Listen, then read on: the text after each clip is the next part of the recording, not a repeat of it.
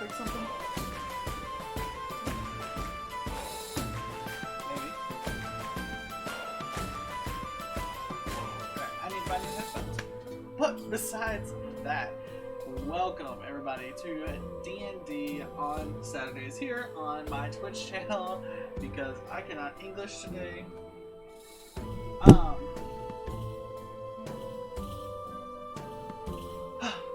Cannot English today.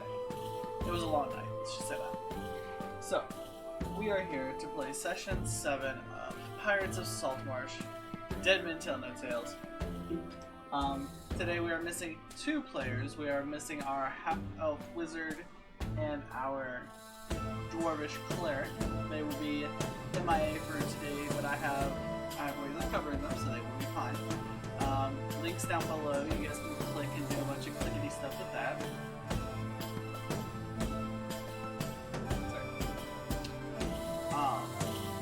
Yeah, you guys can click those links down below, and they will lead you to my social media as well as the Black Lives Matters homepage. If you guys can donate any way you can, it's for a good cause.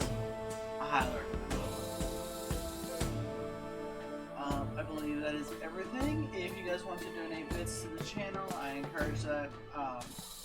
It helps me. I might get the payout, I might not. But if you guys want to donate and get the numbers up, that is cool.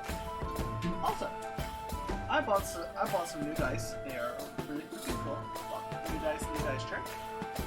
And I have decided that these were relatively cheap, and that I could do a giveaway by buying some. So, if you guys want to enter this giveaway will start once we hit 200 followers here on Twitch. If you guys want to enter, all you have to do is follow me, and when the time comes to watch our D&Ds on Saturday, when we go to a break or close to, or somewhere in the middle, I will say there is a key phrase to say, and by the end of the session, I will pick a winner from the comments. So we need to have 200 followers first. Alright? Then, let's go ahead, jump into the chat. Let's go ahead and jump into the chat and get our game started today.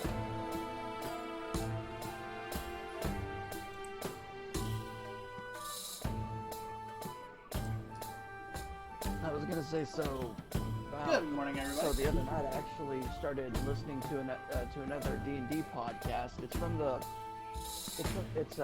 the same channel that I listen to, one called The Unexpectables that Takahata 101 from Team 4-Star host, and it's called the Prince Division, and it's basically like a modern day magic setting. They still have like the same races and classes and everything, but it's more set in modern times. It's kind of like, the typical. It's basically, just kind of like a police force base. Okay. And it's that actually looks pretty good. interesting. And it's actually pretty interesting. Sorry, I'm just checking something real quick.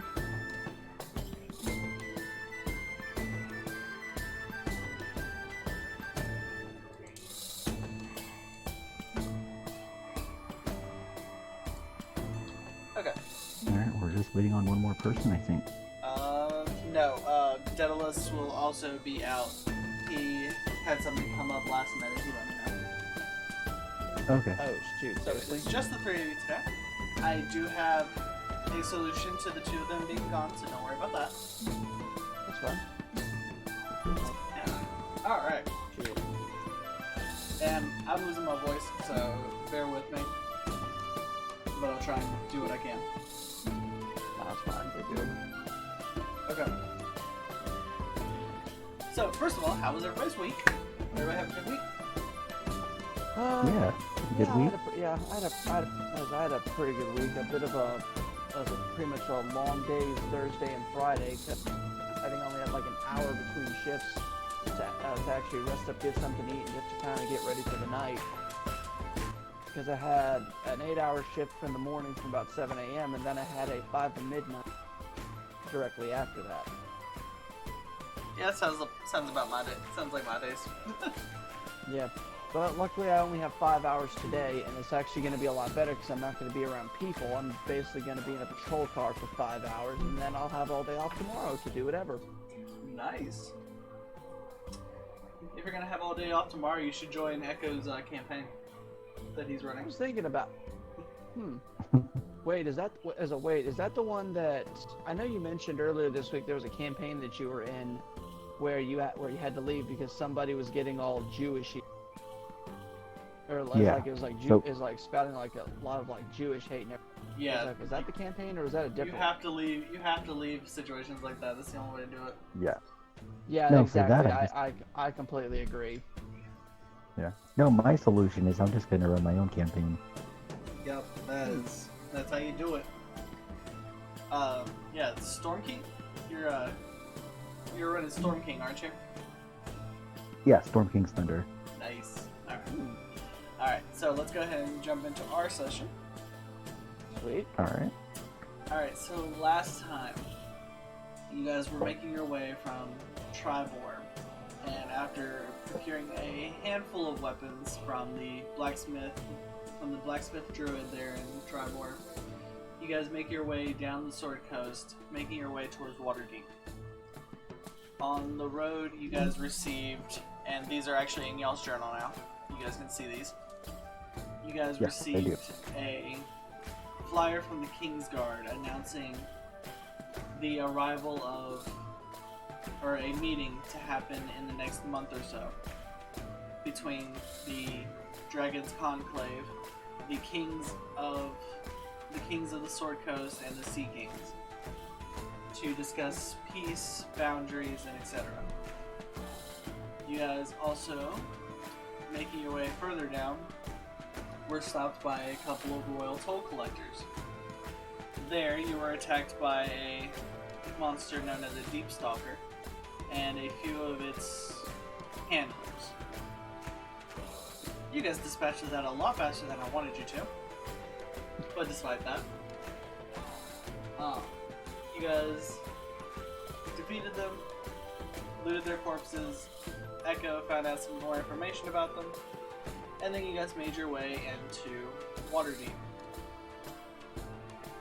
Arriving in Waterdeep, you find Red has a familiar past with many of the barkeeps here, many of the taverns, as this was his home.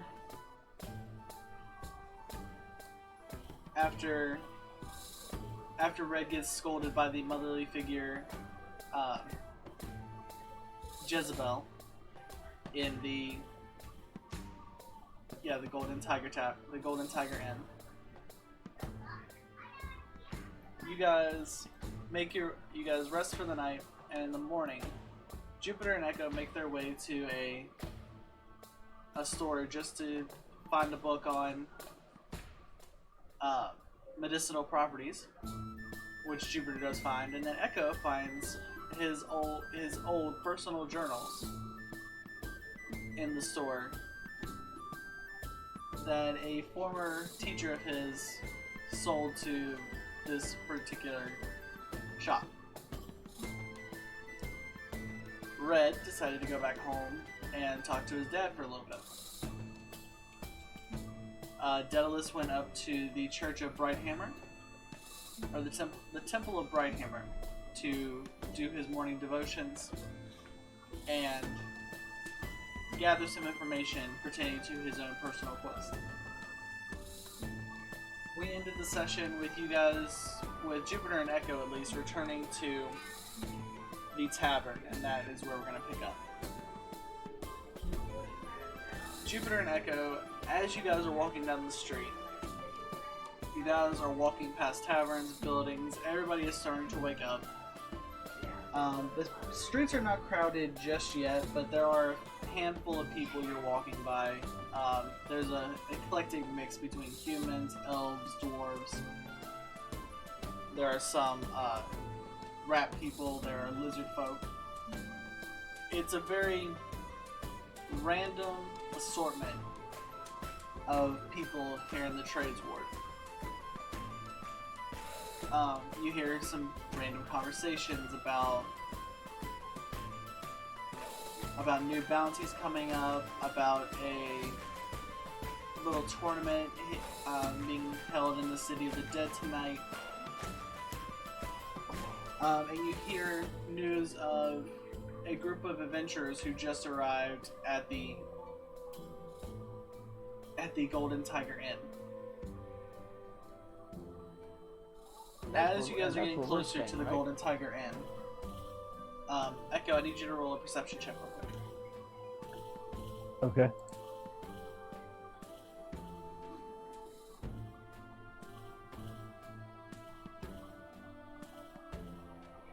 See if that actually hit through.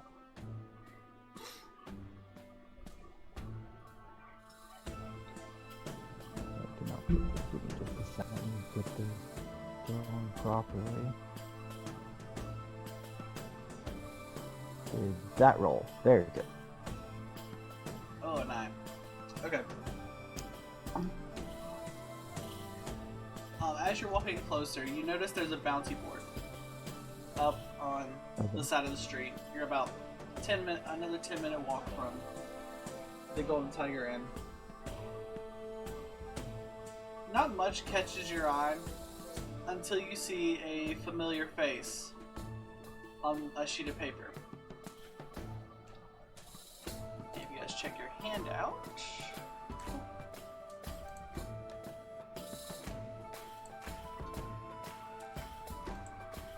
Yeah. There's a wanted poster for Cross hanging out. Oh. Oh god. Okay. It's 500 gold if he is brought back dead, 1,000 gold if he is brought back alive.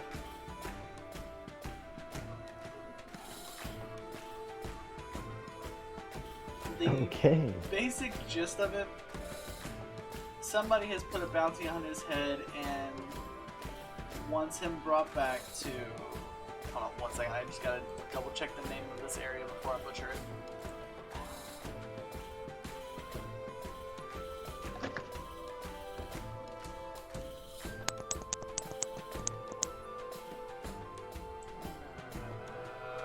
Yeah, okay, the Highmore. Yeah. They want him brought back to the Crossmoon Estates in the Highmore region of the Sword Coast.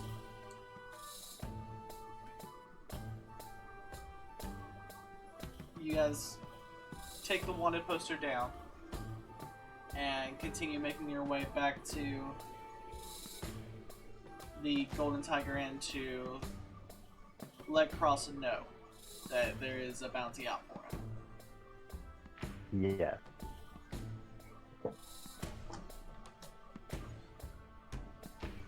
Oh god, yes, we warn him. Alright. As you guys get into the Golden Tiger Inn, Cross is gone. You inquire with Jezebel, who is now attending a couple of guests, handing out some breakfast plates. And she looks over to you, hands you a note. Oh yes, darling, but that is not the voice I used for her. Hold on. Oh god, what voice did I use for her? I don't remember. Fine. Oh yes, darling. The half-elf left this note for you guys. He said he'd be back in a few days. He went to gather information, I believe is what he said. And she hands you just a quick note that was scribbled onto a napkin. Says, "Hey, I have some things to take care of. I'll be back in a few days. Don't worry, I'll be fine."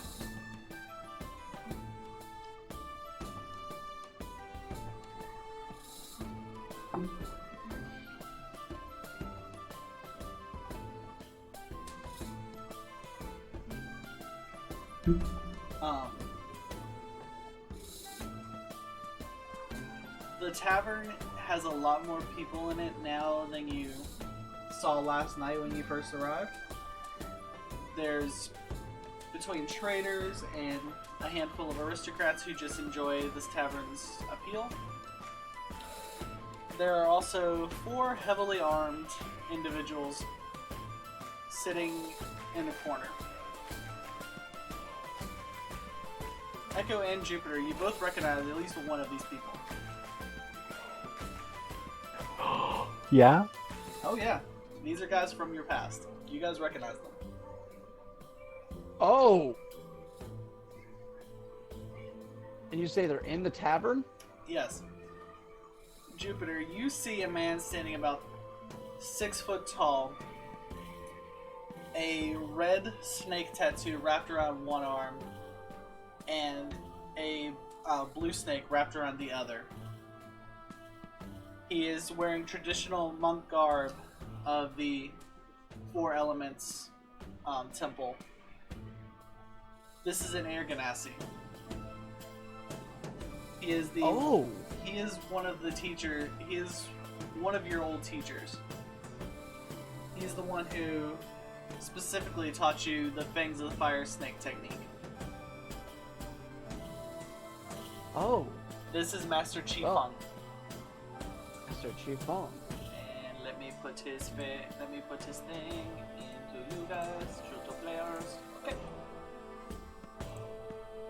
Oh, this dude looks sick! That is cool. That is so tight! All right. The fact that I was like, who else is like? You said it was there was somebody else that was with him. Yes, our Echo recognizes this one, and he's not particularly pleased about it. Oh, fun. You recognize the snotty attitude, the fine robes, and the bright blonde hair of a half-elf you worked with at the university, or of a high elf that you worked with at the university. Oh, God. This is the Archfey Warlock, Arlo. The only reason Oh, God. you two do not like each other, besides obvious racial tension, God, is the because you guys are the poshness in this exact guy's same face. person. Oh, Jesus. Hold on, you cut out. I didn't catch anything. Why don't I like him? Besides obvious racial tension, the only reason you don't like him is because he is the exact same person as you. Oh, okay. So what, he's a high elf? He is Or a is he high just elf. regular elf? Oh, jeez. Yeah. He is a high elf who is just about as much of a smartass as Echo is. He will make you feel stupid. Oh, God, the poshness in this guy's face. Right? Oh, jeez. Well, Jupiter's gonna walk. Master Feng sees you walk in, Jupiter. I mean, obviously you can't miss the wings much. Exactly. And Obviously, when just as when fast Jupiter as you see him, the wind picks up and he is in front of you. Master Chief Feng. It's been forever. It's been forever, Sensei. It's like, I'm no longer your sensei. You did pass my final trial, yes. He looks down. He looks Yes. down at you.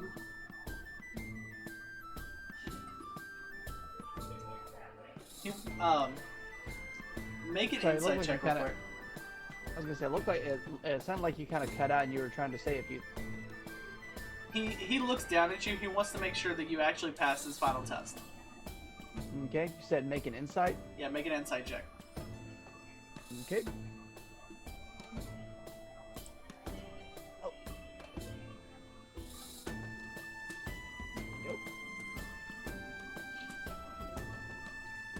Oh. The final test he was talking about was the test you had to pass to freely use your monk abilities outside of the temple. Since you guys control elemental powers, it was a... You guys are not allowed to use your abilities outside the temple unless you pass a certain number of tests. Right. I'm guessing it's kind of a control-based thing. Yes. You did pass them, but you... And I'm just saying this from your player style. You don't use your abilities to their full extent because you didn't fully understand what the final test was about.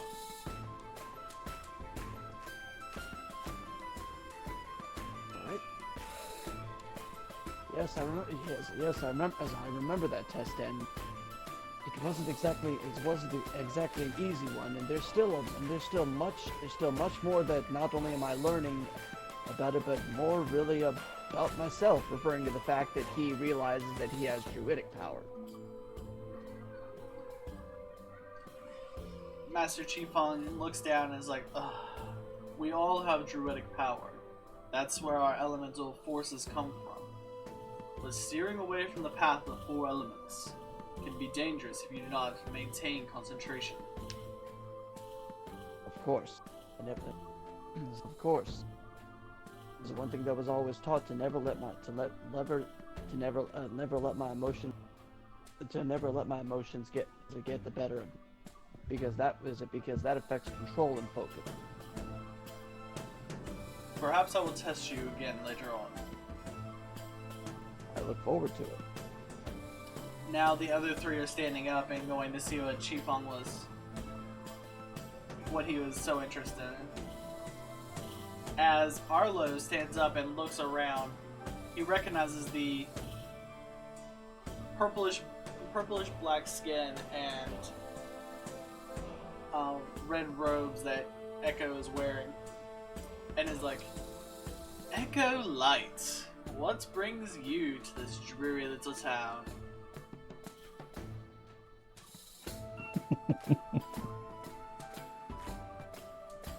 Well, if it isn't my old friend Arlo. It's been too long, and yet still not long enough. Oh, you flatter me. But honestly, why did you come to this rubble? I see you have a new pet? What kind of experiments are you performing on this one? Oh, now see, if I just tell you again, there goes my experiments into your name somehow. Oh, come now. I'll just keep this one to myself. You know I never stole your experiments. You got knocked out and I found research, that's all.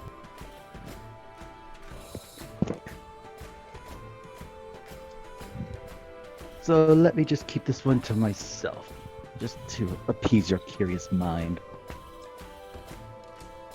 Oh yes, let's.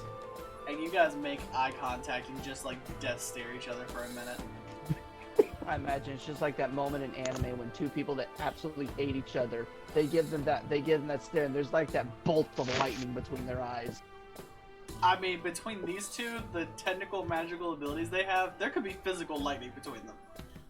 Yeah, that's what Especially makes with it even Echo. better. Especially with Echo, since he is lightning. I mean, you're a storm sorcerer and this is an archfey warlock. I mean, there's some tension. The 2 other people with them are both heavily armored. They got full plate mail armor on. One of them has 2 very expensive looking swords on his back, and one has a giant greatsword on his back. They walk up and it's like, Arlo, Fung, who are your friends? Fung looks to Jupiter and points behind him. Is like, introduce yourself, boy. Of course, master. He just kind of stands firm, as an open palm on the fist, but as it bows down. My name is Jupiter. I studied at the same temple as my former master Chui Fong. It is a pleasure to meet you. And bows his head. And you, Dark Elf? The name is Echo. And Arlo here and I are old associates? Yes, associates is a good word.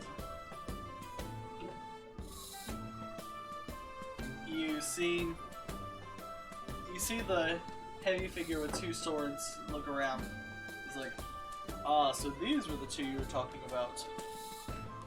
He looks over to Jezebel and she's like, yes, the Dark Elf was rather rude last night, but they did pay good coin, so. You're getting ganged up by high elves at the moment, Echo. Yeah, I could tell. Well, it'd be rude not to announce myself. I am Zarshu. Wait, is that the right one? No, I'm sorry. I am Zarbon.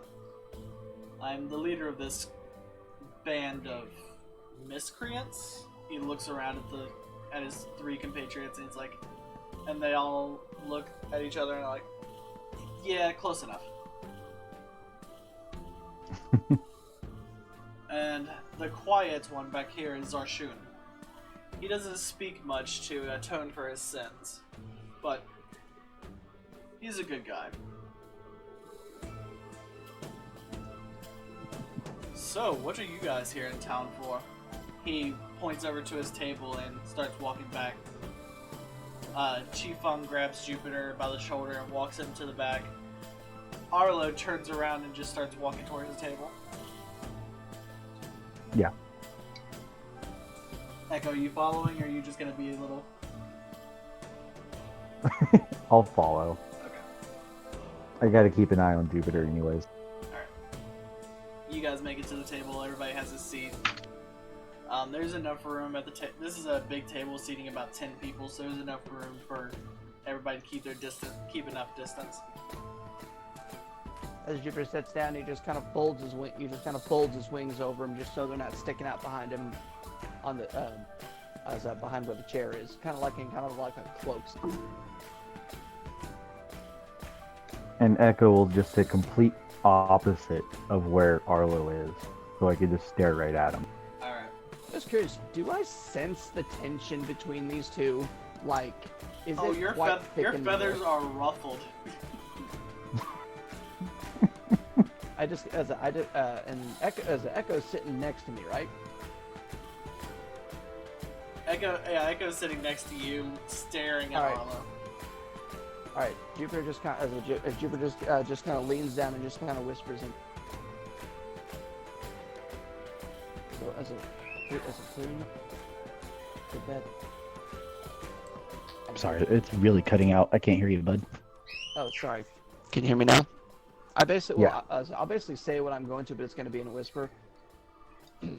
I don't know what kind of tension might be between you and Arlo, but right now the best thing is just to calm your mind, as difficult as it might be.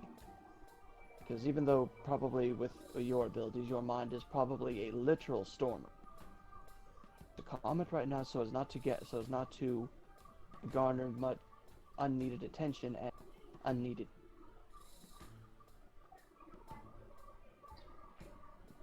As you are whispering to Echo, Zarbon claps his hand on Arlo's shoulder, and this is unfamiliar to you, Echo. You've never seen Arlo show any kind of fear, but when he does that,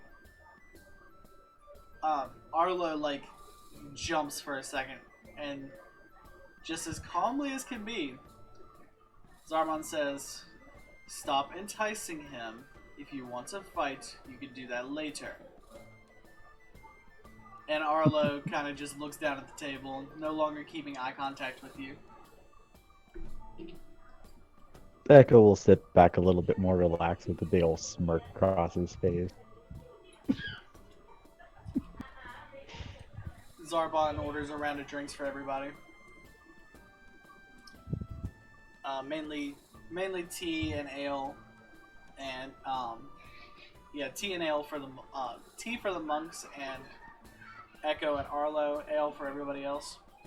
Him and Zarshan. I'm glad you figured out that Echo's not drinking. Yeah, he kind of realized that elves are not prone to drinking unless there's a good reason. I actually keep forgetting that. As the drinks are delivered, Zarbon repeats his question. He's like, "So, what are you guys here in town for?"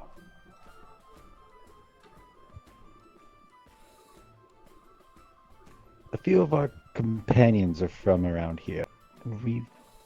just sort of came along.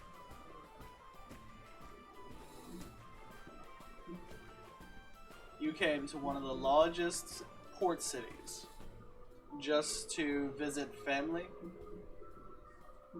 Come now, there must be more than that.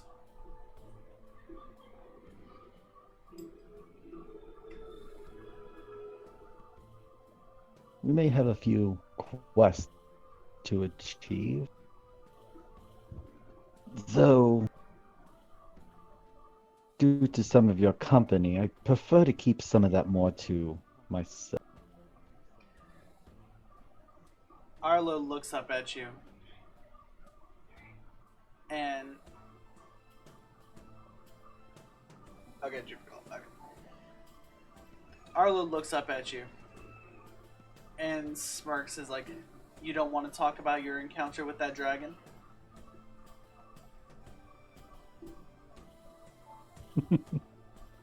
Oh, Which dragon? Oh, Echo, you're a horrible liar.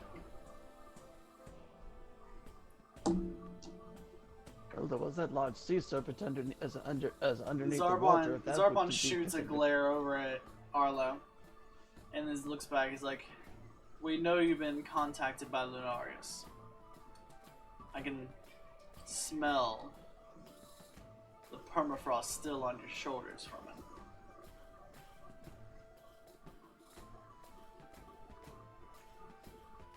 And Zarshoon kind of shifts a little bit, sits up a little straighter, and puts a black coin on the table. It's a round coin about the size of a cup, like the opening of a cup. It has it has a depiction of 10 dragons flying behind each other into the center. On the other side, Whoa. it says in Draconic, Conclave. You're not the only one who is under contract of a dragon to find some relic. And unfortunately, our patron decided to give us a gift to find others.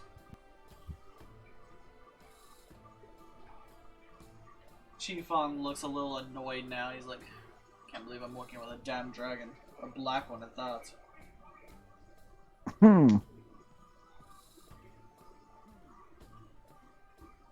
Jupiter just kind of cocks his head at the fact that he just towards him, just saying the fact that a black dragon's like, "Pardon me, did I hear that correctly?"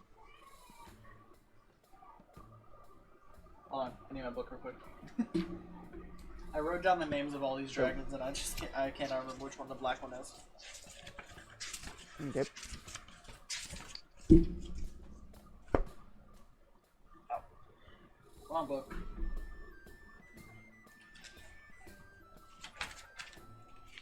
I'm assuming like a lot of the stories of a lot of like different dragons are very well known in the world, so they'd be pretty knowledgeable to a lot of people, correct? The dragons of the Conclave, yes.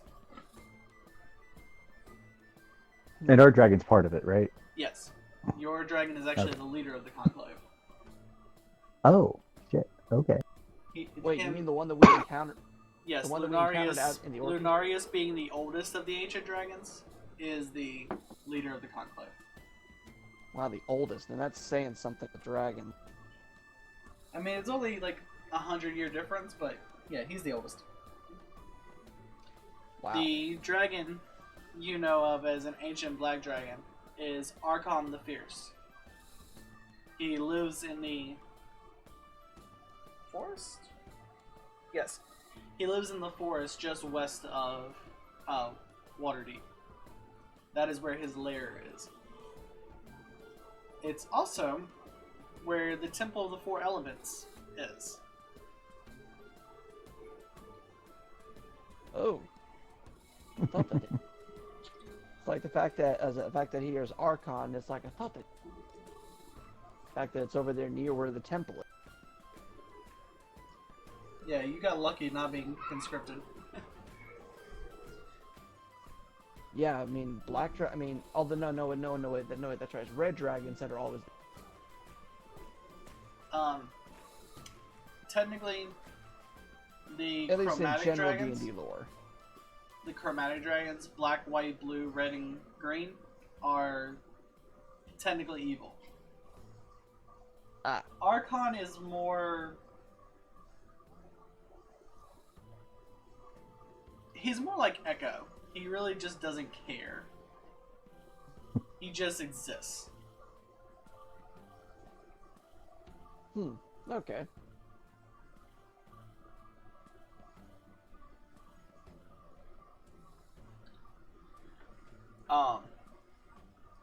After a few moments of conversation, you guys realize that they're not looking for the same artifact as you, but they did come here for the same reason. They came to procure a ship. They've been here. They've been here a few days longer than you. And Zarbon says, "Ships in this town are expensive, even if you give a dragon's name.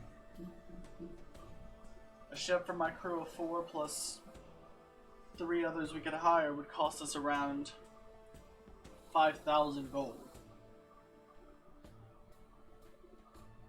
We don't have that type of gold at the moment, but there is a tournament being held in the City of the Dead tonight. We thought of entering to earn the money. You guys should enter too. It'd be fun."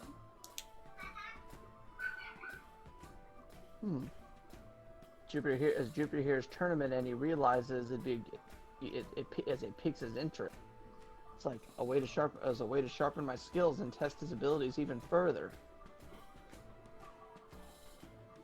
As Echo's just thinking, this is a fun way to beat Arlo. Arlo is thinking the exact same thing, and Yeah. Chief Fung claps Jupiter on the shoulder and is like, "This will be a way to see if you've actually learned something now." Alright, as you guys are continuing the conversation, we're going to jump to Red real quick. That way he can get back to the tavern. Right. Alright, Red, you have spent the majority of the morning talking to your dad. And then I pole voted over a wolf. It's like, are you still hitting people with other people? Why are you still hitting people with other people? On improvised combat, Dad. When I see it, I use it.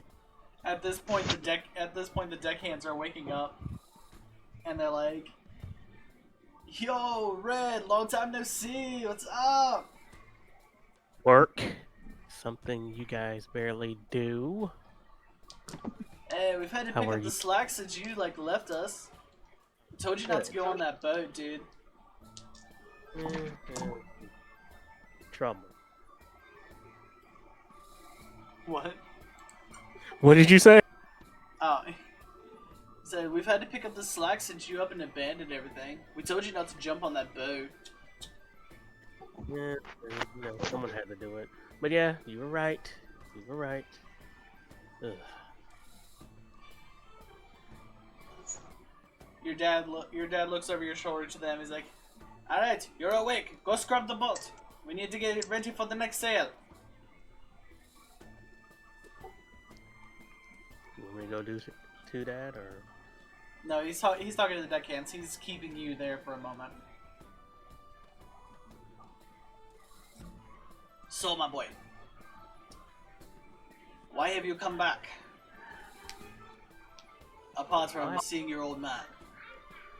Well, for one, I'm taking I'm traveling with some companions of mine who in the other city over. When they said Waterdeep, I'm like, hey, I live there. We just came down here, and yes, I came down here to talk to you and to give you the stuff. To give him a what? Well, all that stuff I salvaged. Okay. Maybe I was starting picking stuff up. Yeah. All right. You pull out your bag and start giving him out the random things you've collected throughout the travels. He's like, I adopted a turtle, and I swear I adopted a goblin. What? He's Good like, at my job. He looks at you like, I'm glad you like collecting things, but the things you bring not always have a value. Learn the value, my boy, and that will help you on your quest. So, tell me about this dragon that you met.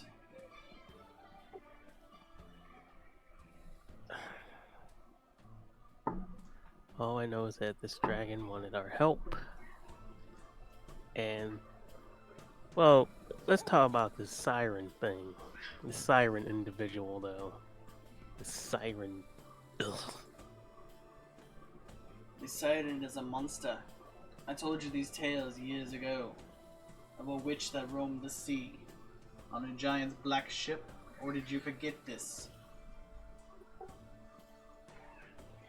I slightly did, but I actually experienced it, and yes, Dad, you were right. She tried to get me killed.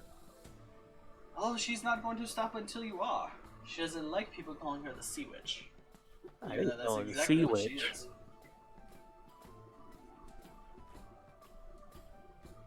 All I did was botch a job that was dangerous for him, you know. But anyway, about the dragon wanted our help. And turns out he told us the truth about the siren. Well, guess it can't be helped now. Is there anything you need me to do, Pop? Me? No. But he starts shuffling through papers on the table, and he finds what looks to you like the deed to a boat. Yeah. Take this to the ship's vault. They're building a secondary vessel for me. Business has grown to where I needed 2 vessels. This is yours. You just pay the cost to finish building it. You and your friends can take it on your quest. Thanks, Pop. Then don't thank me yet. It's another 600 gold to finish it. We were going to go out today and do another salvage run, see if we get the gold to finish it. But you and your friends seem to be in greater need.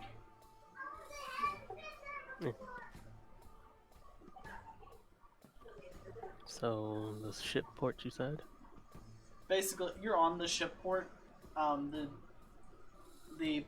place where they build the dock, or where they build the ships, is like 5 or 6 houses down the road from you right now.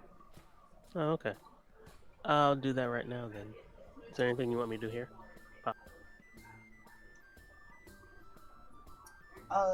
No, you're good. But do you have the money to finish this ship right now? Let me see. Goes into his pocket. What? The answer is no. I'll figure it out. Alright. Well, I won't be violent. Relax. Alright. Be careful. I'll see you in a little bit. As you guys are saying goodbye, you hear this huge crash behind, coming from the ship. You see your dad transform into his were-rat form and go in there. He's like, "What the hell are you doing in here?" Screaming at everybody, and you just slip out the door.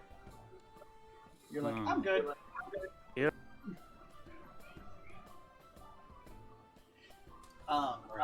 You make your way to the shipboard, and there a small dwarf woman meets you, and she's like, "Hello, love. What can I do for a turtle like yourself today?" She hasn't quite realized who you are yet. Well, I have this thing here. She looks at the writ and is like, Hi! I'm building that for the salvage crew. You are... Oh, it's you, Red. Yeah. Red, what do you want? Are you here to break another one of my ships? Even worse. And I show her the deed. Alright. Well, the ship is near completion. I just need a few more supplies to complete it. But I need payments first so I can go buy said supplies. So that's How much? The total comes out to... She rifles through some paper that's on her hip. For your ship was... 635 gold pieces.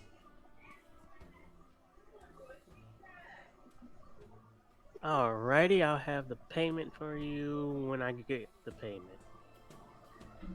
Well, when you get the payment, the ship will be Okay. completed. Alright then. I need to go to the tavern. She sees you start walking away. Is like, tell Jezebel I said hi. All right. You make your way back to the dock wards. Not as fast as the sprint you, or make your way back to the Golden Tiger Inn. Not as fast as the trip you made down, but you make your way back there. It takes about 45 minutes.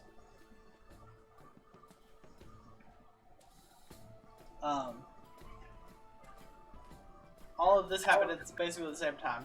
So when you make it back to Jupiter and Echo, you three are all sitting there, or you two are sitting there, and as Red walks in the door. Wait, which tavern? Oh, they're in the Tiger now. Yeah, the Golden Tiger Inn. Alright, I go in and go, time to break shit! Oh, hi! Jezebel looks at you as like, I'm giving you one chance, Red. She hands you a breakfast plate, which has got scrambled eggs, some potatoes, and a small cut of meat on it. Red looked at it with confusion. Is this your way of asking me out? You know I love steak. She hands you the plate and is like, "No, Red, now go." And as you walk by, she casts firebolt on your tail. Oh! Oh! You just take 1 point of damage. She's just doing it to. That's what I did. That's what I did. Oh! Oh! Now flirting? Mm-mm. She's like, "Red, the next one won't be so gentle." Poking that hornet's nest there, buddy.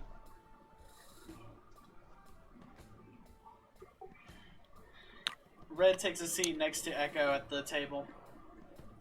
And Zarbon looks at Red and is like, "Are you still causing trouble, Red?" Nah. Red, you know Zarbon. Hi, He's actually one of the Zarbon. people who taught you how to fight. Hello. No, I'm not. You know, just making meaning conversation. Red, Totally text me. Red, you know she'll kill you, right? Hey, oh, isn't that what you're...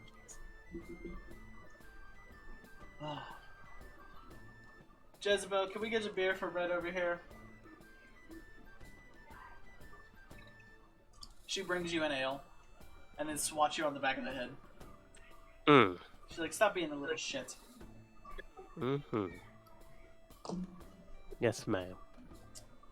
So, about the tournament. What'd you say? Red's interest is now peaked. There's a tournament tonight. We have our 4 competitors. Then there's you 3, if you're interested. And then I hear there's a couple rabble that will be entertaining us as well.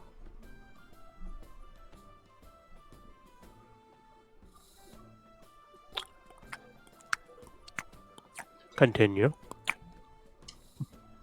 Remember a meeting.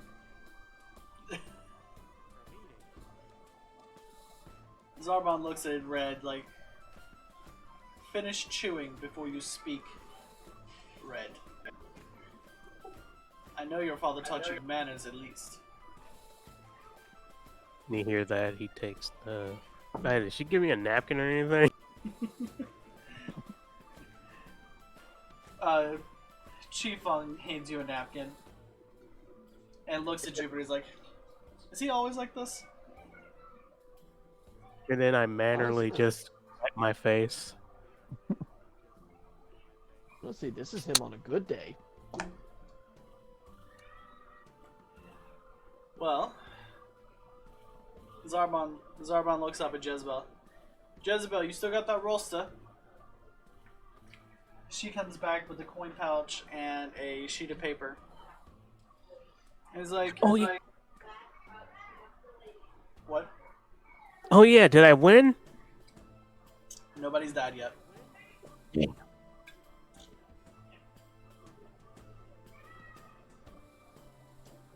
And the boats have not. The boats will dock tonight, so you won't know until tomorrow.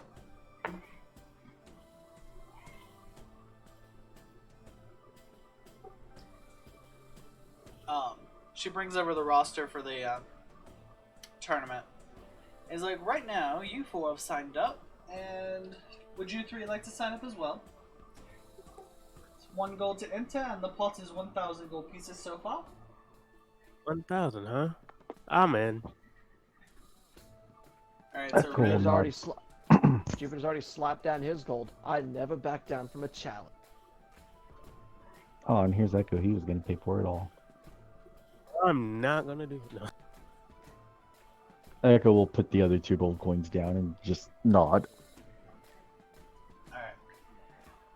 She takes your gold, puts it in the purse, signs your names down, and is like, alright, well, the tournament is in the City of the Dead after sunset.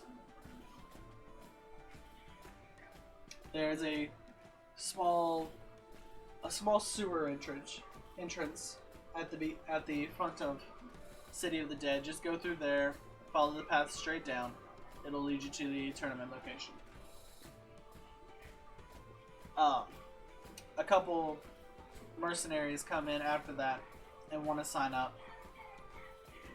And Jezebel looks at them and is like, "You can sign up," and points to your table. "Those are your competitors.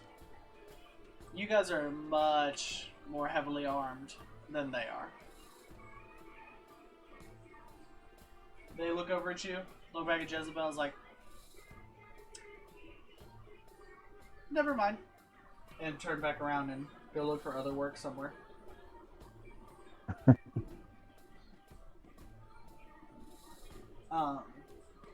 So you guys have about 4 hours before the tournament starts. Do you guys want to ask any questions of your newfound friends, or what do you guys want to do with your 4 hours?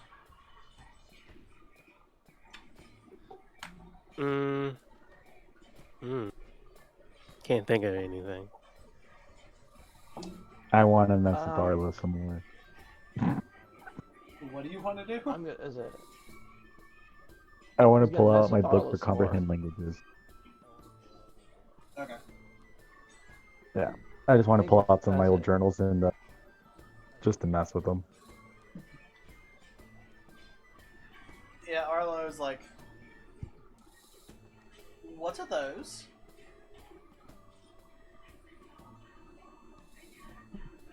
Oh, these old things. Oh, just something I've rediscovered of some of my old works, I guess. As you're saying this, a ferret like slinks up onto the desk and like starts looking at your books.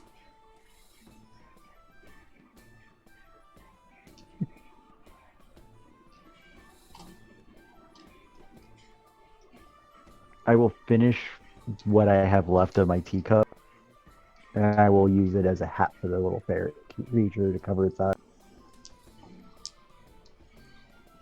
Adorable. You see Arlo get like a little bit annoyed. It's like, and then the familiar poofs back to Arlo's shoulder. It's like, fine, keep your secrets.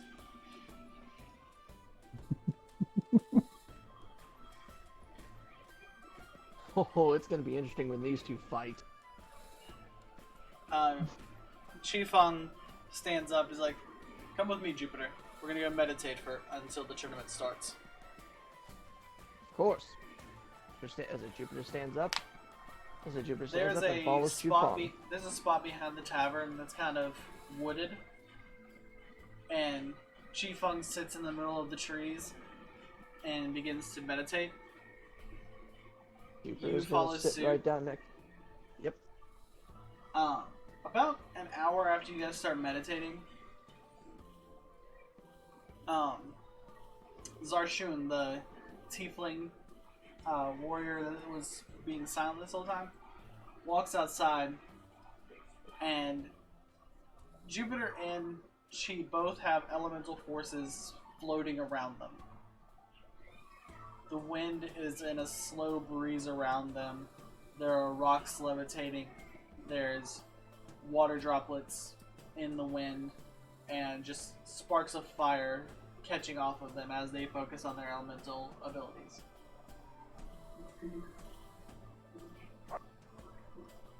Zarshun just goes and does a few prayers, a few practice sword swings.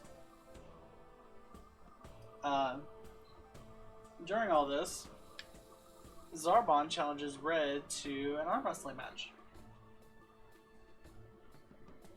Let's see if you got any stronger, little turtle. While eating my potatoes.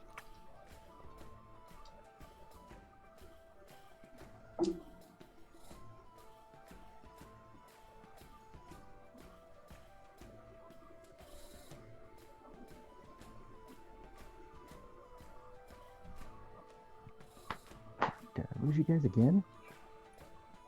Da-da-da. Strength of 16 and... Hold on, I need to see What, what did Zarshun's Discord cut out for modifier you? is. I am having voice chat issues, guys. Majorly. Hold on, I gotta see what Zarbon's modifier is. Echo, was there a lot of stuff that you had missed from what was said?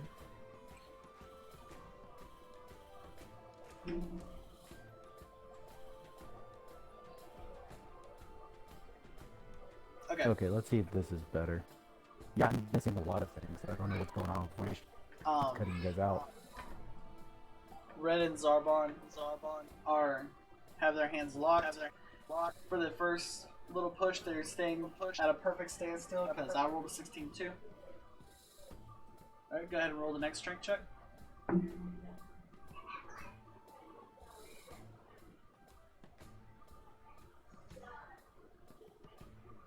Yeah, everybody's cutting out for me as well. I'm gonna leave the voice chat and come back in and see maybe if that might help. Yeah.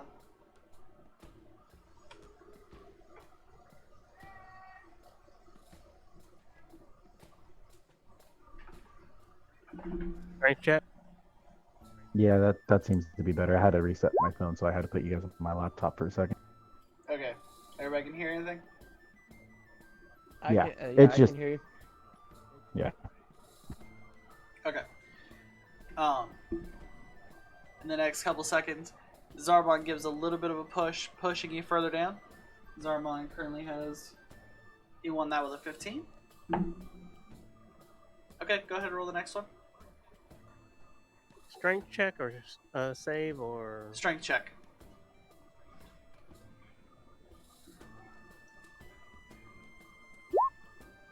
sit down. Dang. I would say that, but he rolled a natural 22. Oh, Oh, okay. So we're at a standstill. You guys are back at a standstill. I was like, oh shit. Ow. Okay. One more for the final push.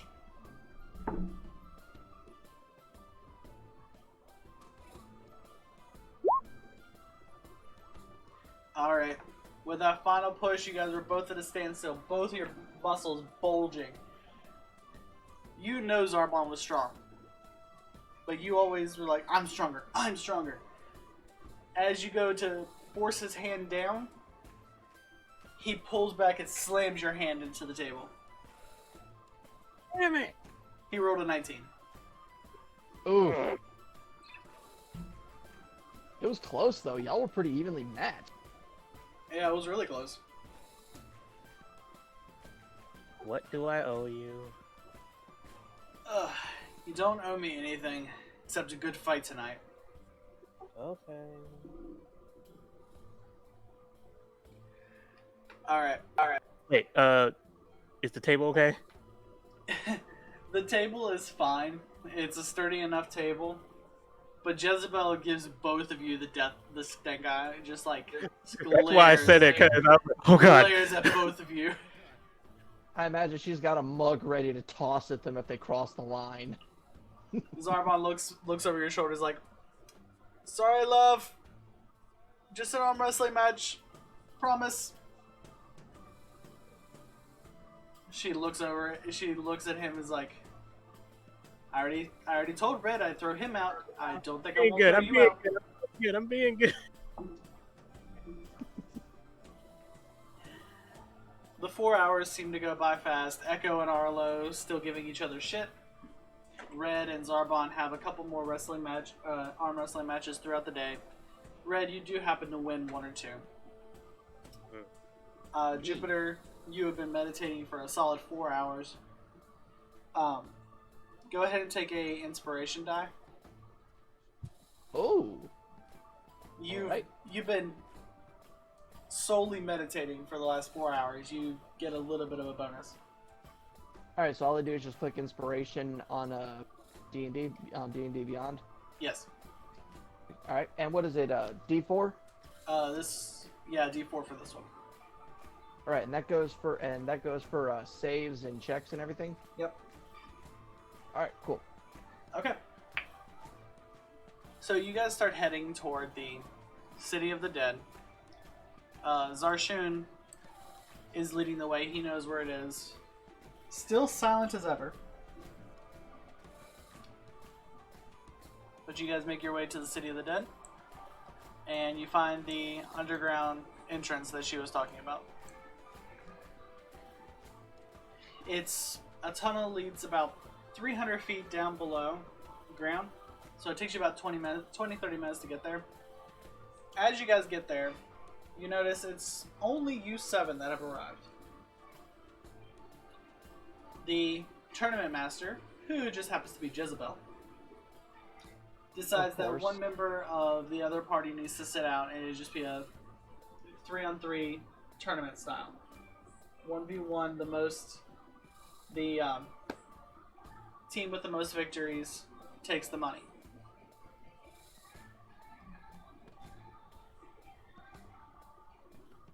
She sees how each of you are set up, like what y'all's strengths seem to be.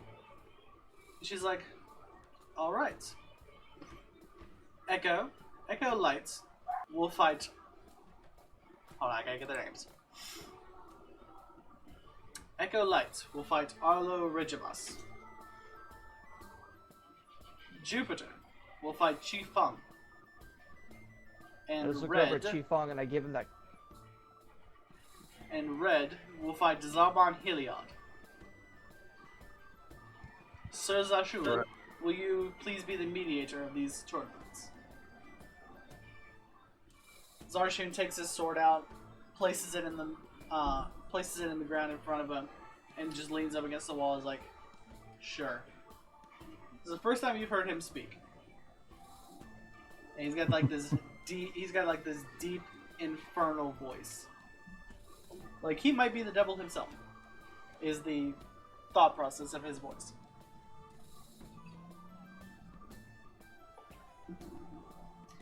Alright, so I need the 3 of you to roll d20s to see who goes first. Just a straight d20. Can't thank you. Beat me. Yeah, you read my mind. 14? Sir. Okay, Red got a 16, Frost got a 14, Echo got a 6. Okay. We rolled it in order for you just to make it easier. I know, I love that. Right. Thank you so much. Okay. Look, this actually works out best because I know there's gonna be some shit going on with Arlo and Echo, so we're saving the best for last. Yes, you are. Alright. Red, is there any abilities you want to prepare before the match starts. Which I think for you is literally just rage, but I mean, second win.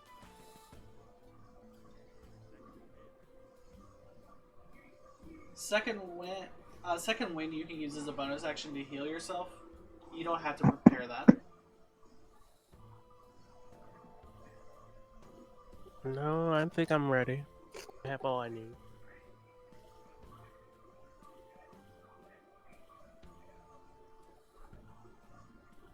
Okay.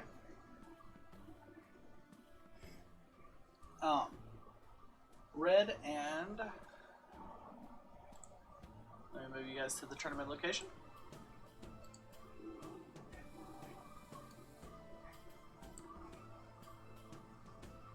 Go ahead and put your token on the screen. You guys are going to start approximately, so we'll move you over here. How far is that?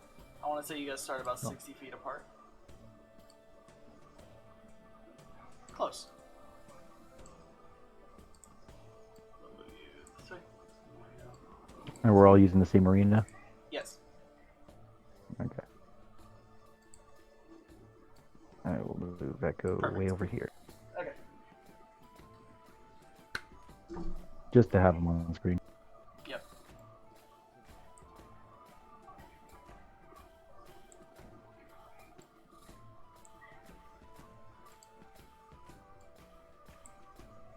And Jupiter, are you on the screen yet?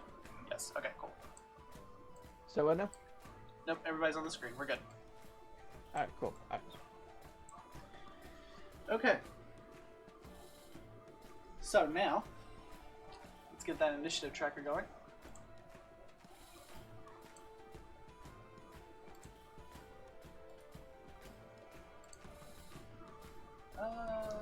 +1.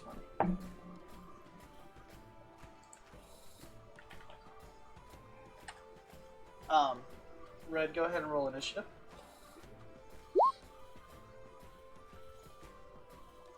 Alright. So Zarbon's going to take his first move. And you have a walk speed of 30. Okay. He's going to take his bonus action first. And pull out one of his swords.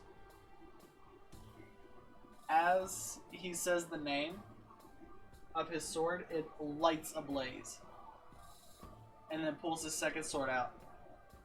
He has one flaming sword, one not flaming sword, and now he's going to move 30, 5, 10, 15, 20, 25, 30. He's going to start charging at you. And that's going to be his turn.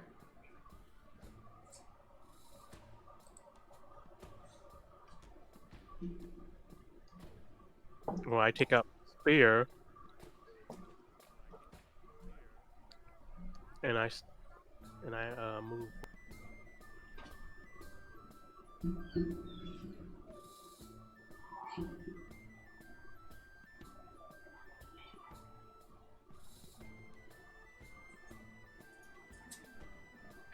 Did you hear what I said, or? No, I didn't. I was waiting for you. It cut out. I said I take out my spear and I move forward. Alright. Dad, are you playing D&D? Yes, I'm playing D&D, baby. Well, I'm impressed. What?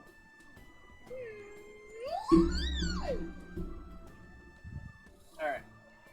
Take out your spear and move forward. Anything else you want to do? No. Not this Sunday. What?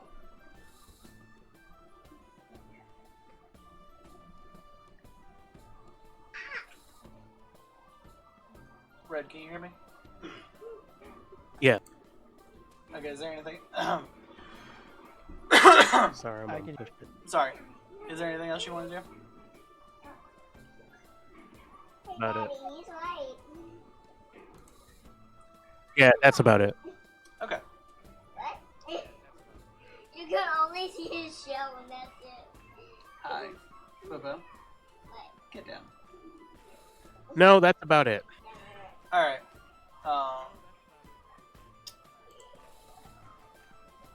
Zarbon's going to close the distance. And he's going to take 2 attacks with the flaming sword. That is a... They are both 29 to hit, or, no, sorry, 26 to hit.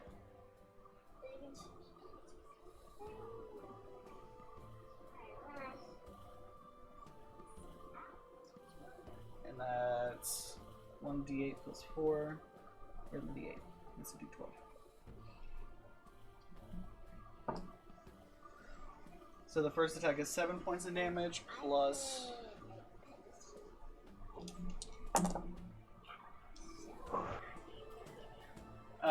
7 points of slashing damage plus the 9 points of fire damage.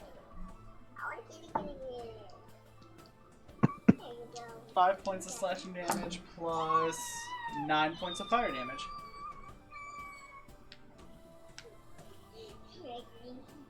He takes his bonus action to look at you and is like, "You're not done already, are you?" And that's gonna end his turn. Daddy, I'm wondering why my turtle is just the colors that are on the screen. I wonder why. Because of green screen, baby. The green screen is green. And that misses. And Okay.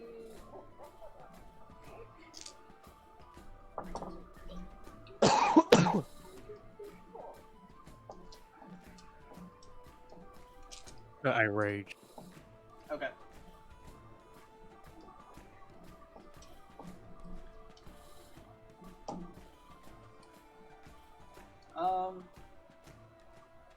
Sorry, let me check one thing real quick.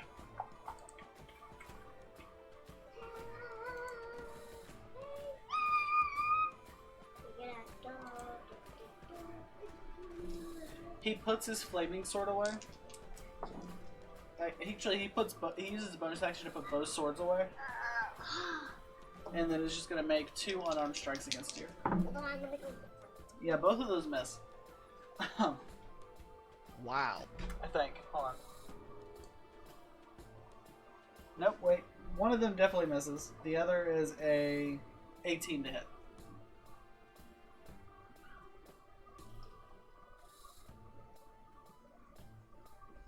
Is that it? Okay, I'm back. Yeah. Alright. Really? And then that's going to be 5 points of bludgeoning damage. I can't get up. Get up here. Ugh. Thanks for the help. Alright, and that is going to complete Zarbon's turn. Your turn, monster. Yeah, watching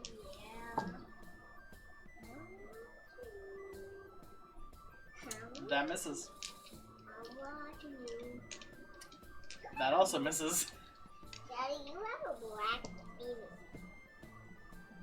You have a black penis. You see Zarbon look at you, he's like, "Come on. Come on, pup. Can't you hit me?" Daddy, What? but this isn't green, it's blue. It has some green in it, that's why. But it looks like it's disappeared.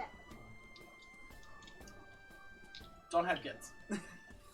Never have me. Alright.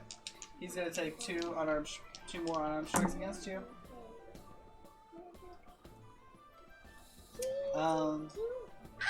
That's a 22 and a 26 to hit. Down. Yeah, that's 10 points of bludgeon. You are taking these at half, right? No. I'm down. You're raging, so the bludgeoning damage gets halved. So for the last hit, you took 2 points. For this hit, you took 5 points. Are you still down? What? Doesn't matter. I'm down. Oh, Jesus. Oh, wow.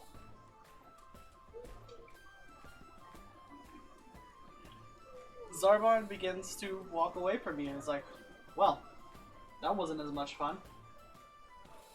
Ooh.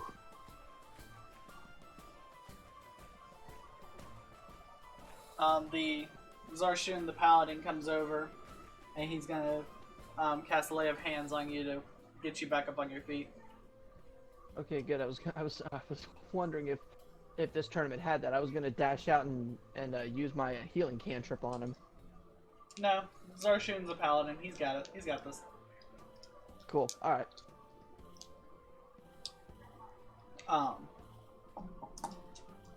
Yeah, Zarbon, not entirely impressed with your fighting style.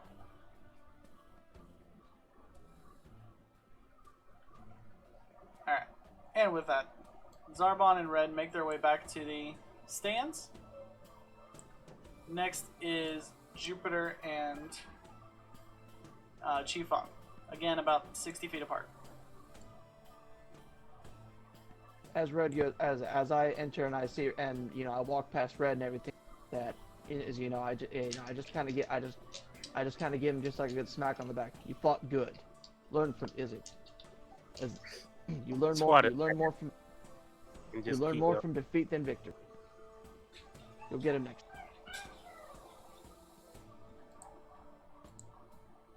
Sorry, what was that? He swats your hand and walks away. He doesn't hear you. He's irritated. Ooh. He understands that. All right. So, okay.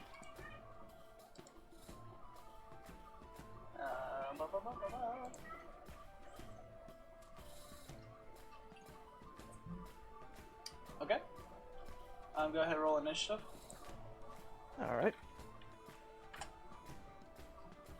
He's rolled. Oh wow, he rolled high.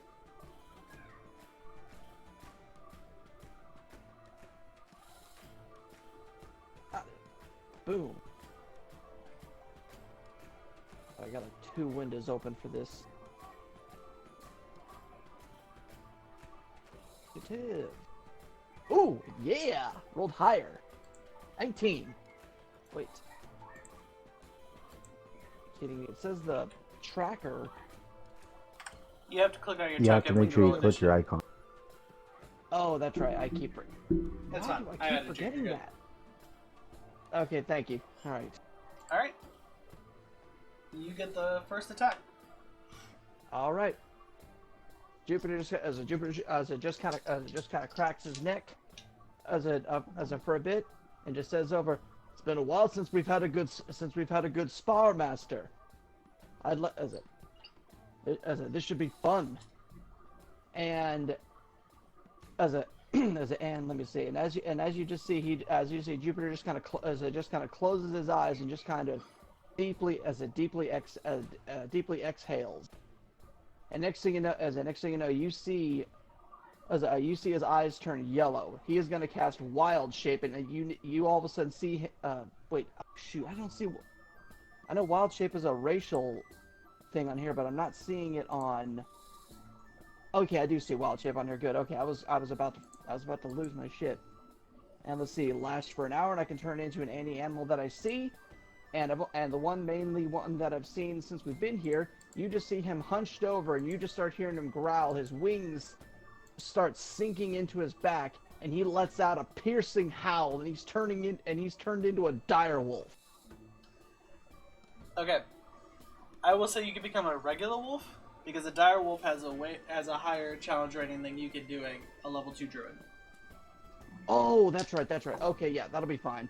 He's just gonna kind of turn into this wolf just to kind of see, because he hadn't seen his master in a while, so he's just kind of gonna see what he's got and assess the situation before he goes in head first. So yeah, you just see him turn into a wolf. And if I remember correctly, I know that's got a separate set of HP for what I've got. And if I remember correctly, would I need to track the stats and attacks for a wolf, or is that what? That would be helpful if you had that. Yeah, let me go. Yeah, I guess I thought it had that. Let me go ahead and do that real quick. It's just basic regular stats for a wolf in D&D 5e, correct? Yep. I will remember that next time I do that. Okay. I've Okay. got the hit Armor. point. I've got the hit points basically. Alright, cool. So I just have a. And your speed is now 40. Yeah. And we're what, 60 feet apart? Yeah. Alright. Alright, I'm going to alright. Okay, I'm going to walk up the 40.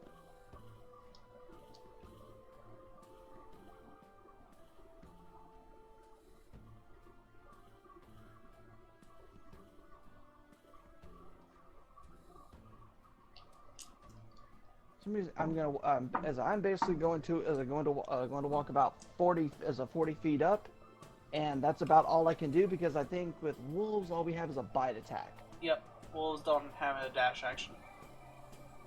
Dash action. I think the dash action is what that is. Wait, the 40 feet is with my dash action. No, wolves don't have a dash action. So you can only go the 40. Okay, that's fine. That's what I'll do. I was just making sure that I read that. All right, that's about all I can do. I'm just gonna go the full 40 feet, and that's my turn. Bung looks at you. He's a little disappointed that you wanted to fight him in a wild shape instead of as you were. And he's going to cast. He's going to use 2 key points to use Fist of Unbroken Air, which is basically Gentle Palm. So you need to make a Strength saving throw of 15. Strength save of 15. Sweetness. You get no bonus as a wolf, so it's a straight d20. Straight d20. Okay. Oh wow, I forgot. It's different stats than I actually have as my character. That's right. All right. So d20, and that's a 13. Yeah, I ain't passing that. Nope, you failed. Oh boy. Hey guys, work's calling me. I'll be right back. All right. No problem. It's gonna be 3d10 of damage. If I remember correctly, because I actually have that spell. Alright, that deals 13 points of damage. You are knocked out of your wolf form. You take 2 damage as Jupiter, and you're knocked on your back. Prone. Ooh. And I believe it's. And you're pushed 20 feet away. Oh. That does count as an attack action, I believe. Can you double check?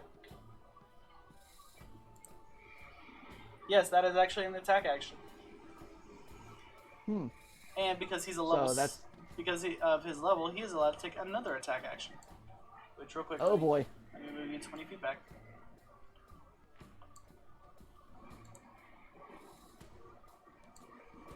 He's gonna close the distance because his speed is 45. Right. He is going to take an unarmed strike. At advantage because you're prone. Right. That is a 25 to hit. That hits. And it's a 1d6 plus 5. So that's 7 points of damage. He's going to use a third key point. He's going to use a third key point for flurry of blows. So it's 2 more hits at advantage. Oh boy. That's a 24 to hit on the first one. And that hits. A 27 to hit on the second one. Yeah, that hits too. And that is 14 points of bludgeoning damage. Wow. As he finishes pounding you into the ground, literally, he looks up and is like, Jesus. He's like, you've clearly forgotten your lessons.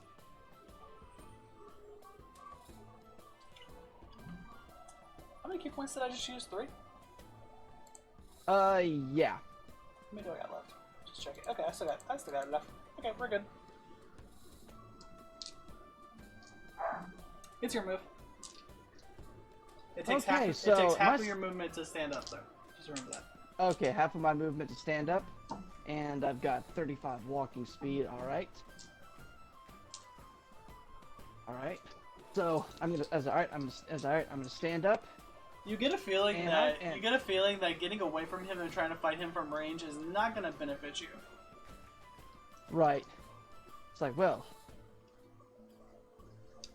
getting away from you is not exactly going to be easy. So, you're all right. So, as a Red and Echo are going to see a stance that that Jupiter has never done before because of his teaching. You're going to see him in the snake style pose. If anybody's seen what the general pose for snake style kung fu is. Yeah, He's like, well, I know what it looks like. yeah, no problem. And you as basically, and I'm going to click. All right. Make sure that that I've got everything. I have a question. How close to dead are you? Do what I do. Okay. All right. So I'm going to. I feel like one more punch and you're dead. Yeah, pretty much. But you know, Jupiter's not gonna. Jupiter isn't gonna go down fighting. So. Okay, so as I'm going to spend 1 key point, and you're going to see his fists engulfed in fire, and I'm using Fangs of the Fire Snake. Okay. And if I remember, that's just a basic unarmed strike that I'm doing with that. It just deals fire damage instead of bludgeoning. Yep. All right, and it's 1d8 plus 1 d20 plus 8.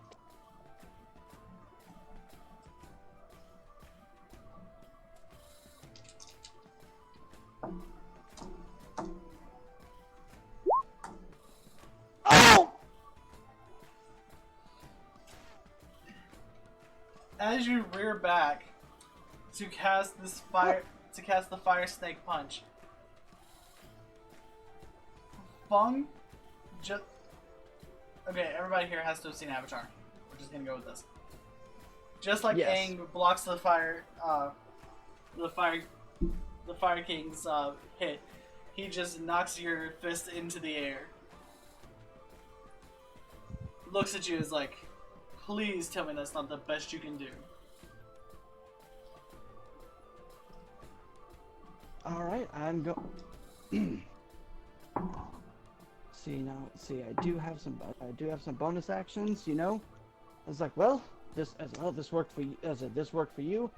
I'm going to pay you back in kind, and I'm going to use as a bonus action. I'm going to use Flurry of Blows and spend another key point.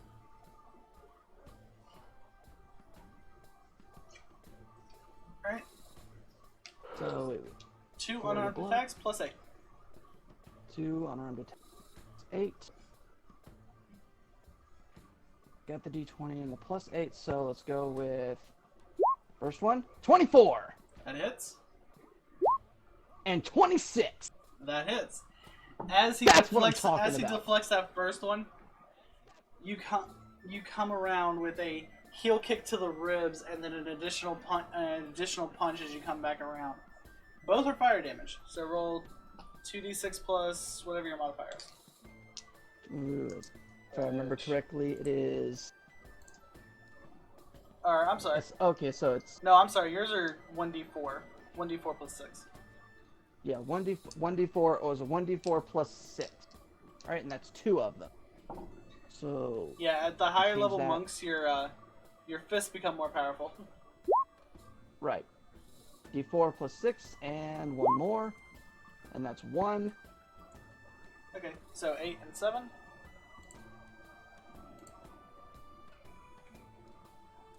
And I've got nothing else that I can actually do as at this moment.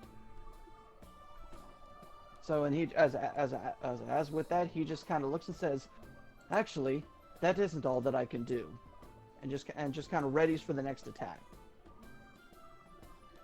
Fung smiles, and then you see the red snake tattoo on his arm begin to glow as it erupts in flame. Uh-oh. And he looks at you, he's like, let me show you how this technique is supposed to be used. He'll take 5 feet back from you. So you do get an attack of opportunity. Okay, so that's what, an extra unarmed strike? Yeah. So roll for attack and then Alright. if you hit damage.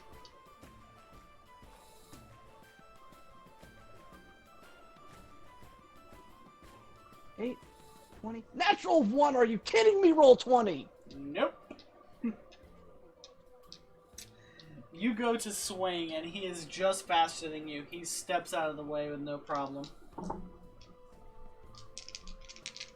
He's going to take his first 2 attacks. That is a 15 and a 25.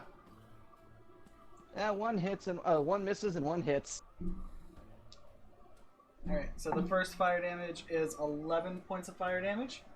As the snake coils from his hand and whips at you, it bites into your neck. In the flames, you collapse under the heat. Yep. I had like 10 HP left before that attack hit.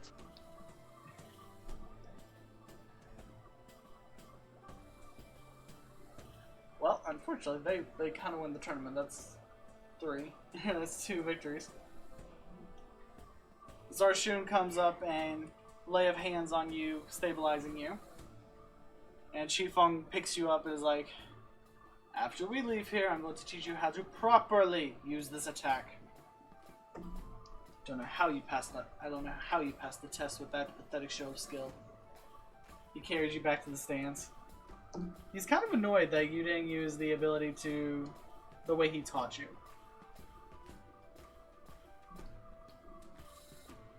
Alright. Still much that he... Echo, are you still here? Yeah, I'm still here. Can you hear me? Yeah, I knew you had to take a phone call, so I was like, are you back? Yeah, no, it was just my boss telling me to come in a little later. Word. Alright, Echo and Arlo. You guys both decide to stand a little further from each other than just 60 feet. Fair enough. Both out of I mean, 100 arrogance feet's good. and because you're magical. Alright. Yeah. For y'all, because you're both spell users, we're going to do your combat a little bit differently. Also, can I say something before we start fighting to Arlo? Yes. Oh, shit. Well, it looks like you have your out. The other 2 companions seem to have won already. You can bow out now and just be done with it. And now, why would I want to do that when I can clearly wipe the floor with you? I was just trying to be kind for once and giving you your out.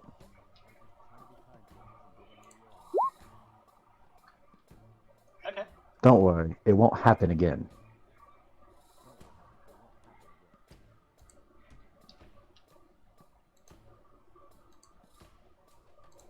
Alright. For y'all's combat, we're going to start it off a little bit differently. Go ahead and choose 3 cantrips and roll attacks for them. You guys are about 100 feet apart. Okay. And it can be the same cantrip 3 times if you want. It doesn't matter. Now, I don't really have anything that reaches 100 feet, so I'm a little interested. Wait, what's the range on Firebolt? I don't think I've ever had fire. I thought you had Firebolt. Oh. No, that was, what's his face? Oh, it's cross. Yeah. Hold on, let me just double check. You have Dancing Lights. Wow, you have no attack cantrips. Except Poison Spray. And Light Blower, technically. Okay, then I'll let you cast Magic Missile as your 3 cantrips without using a spell slot. At 1 level or... At first level, yeah. Just so it's 3 spells. Or it's 3. And okay, essentially you're casting them. Just roll for attacks. Like we'll say it does the 2 damage for each one, but just roll like 3 separate attacks. Roll it separately. Yeah. And just add your spellcasting modifier.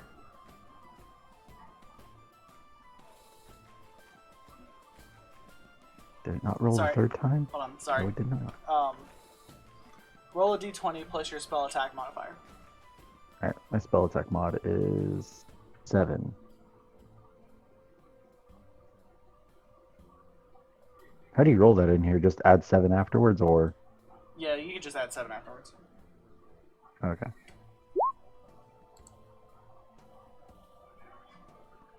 Shit, I can't math Okay. right now. That's 13. Okay. You want me to roll it 3 times? Yeah, 3 times. 13 again.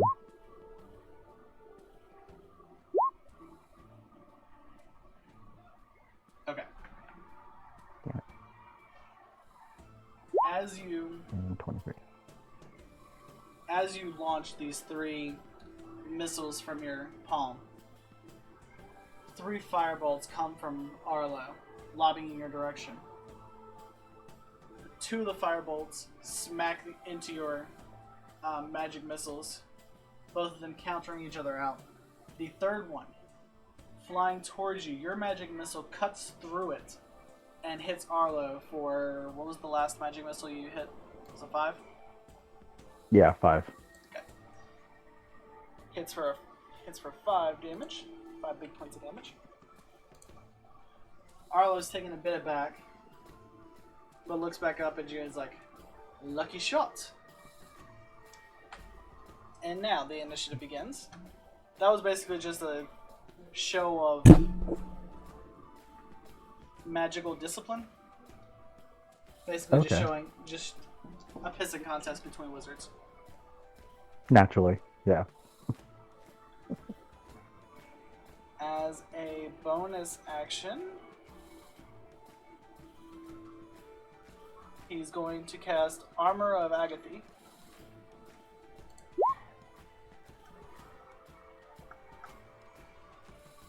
So he's got, and this armor of ice appears around his body, and he has 15 temporary hit points.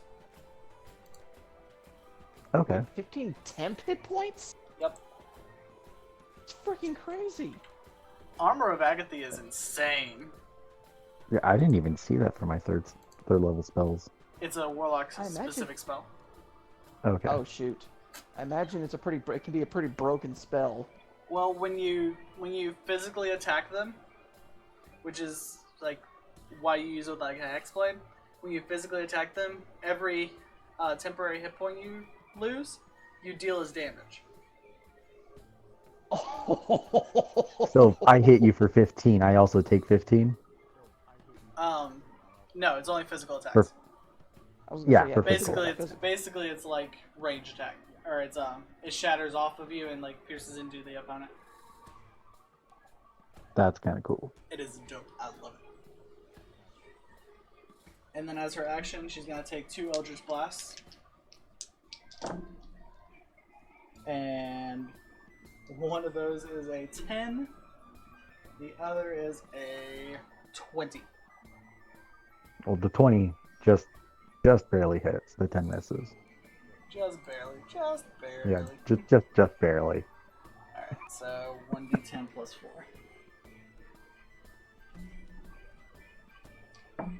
And that's 10 points of damage.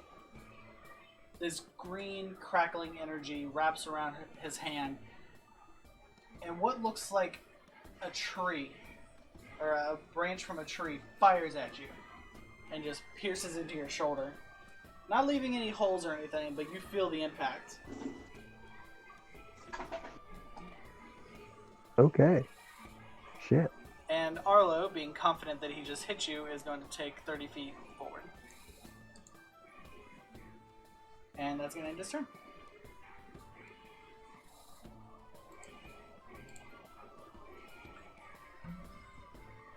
Okay.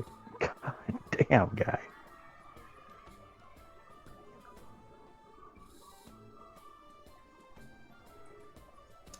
I will say, unlike the other 2 people, you actually have more hit points than your opponent. Oh, okay. Well, not now with the 15, I'm assuming. Yeah, the 15, Yeah, that's gonna help him a little bit. Yeah. Yeah, the 15 puts him just a little bit ahead of you. Yeah, I figured. Alright. I will... Since he's trying to yeet trees at me, I will use lightning bolt on him. And keep him in a nice far distance away.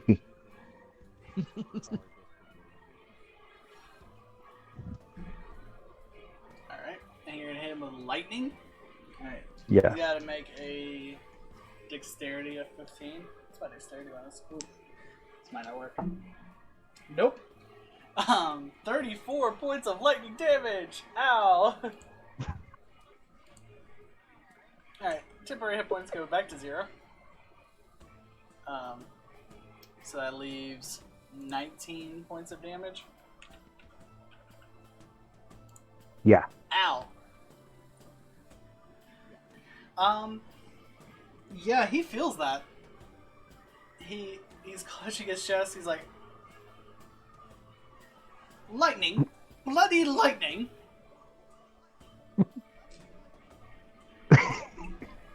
Echo will laugh with sparks in his hands, and with that, he'll float 10 feet up in the air. Jupiter's just gonna chuckle at that a bit and everything, just because his reaction was kind of priceless. Don't seem so shocked.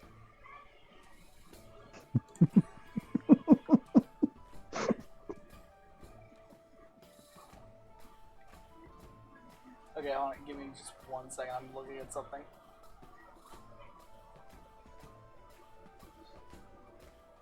Okay.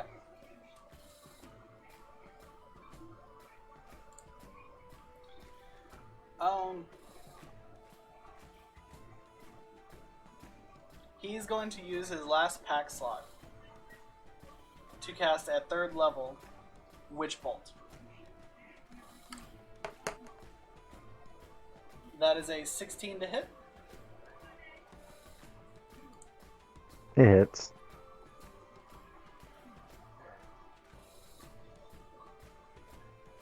Unless I have to do a dex save. Then I will roll. No, this is concentration and damage. Yeah, no. AC's hit for that to hit. Alright, that is a lot. Mm. That is 24 lightning damage.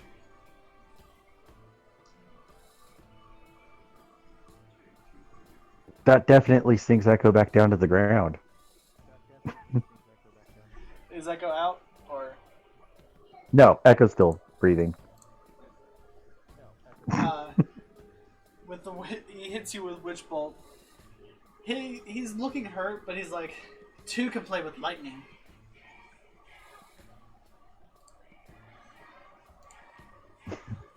Okay, so here's the good news. He has no other high level spells. He only has cantrips. Okay. Because warlocks are horrible when it comes to spell slots. It's okay. Apparently I am horrible with it too. I'm just horrible with spells. Alright. He's gonna move a little bit further, a little closer to you, because he doesn't have anything with a lot of range. Well, he has Eldritch Blast, but we don't want to play that game today. Okay. Eldritch Blast. Look, I love Eldritch Blast so much, it's one of my favorite spells, but I also know how overused it is. I mean, with the fact that at level 1 you can do 1d10 of damage, that's pretty awesome. Oh no, all you have to do is take 1 level in Warlock, and you get the bonus of, like, at level 17, firing 4 shots. You just need 1 level of Warlock to do that. It's great. Right. Alright, he is done with his turn. He has nothing smart to say? No, he's hurt. He knows you're hurt. He wants to end this quickly. Oh, well then let me oblige. I'll do that at 3 level. Matched compared to the other 2. You're doing that at level 3? Yes. So we can take all 5 of them. Or is it 4? 4 or 5. That's 5 at 3rd level. That's what I thought. And I'll aim for each one of his like elbows and knees just to be a jerk. And I'll give the last one to his chest.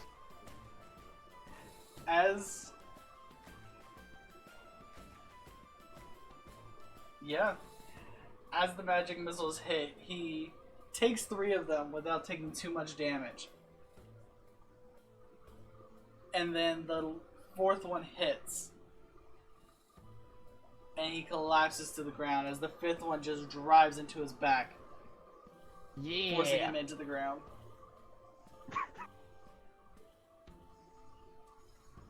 Okay, Arlo, the Archfey Warlock is down. Zarshoon comes over, heals him, picks him up over his shoulder, and is like, huh, puny mage.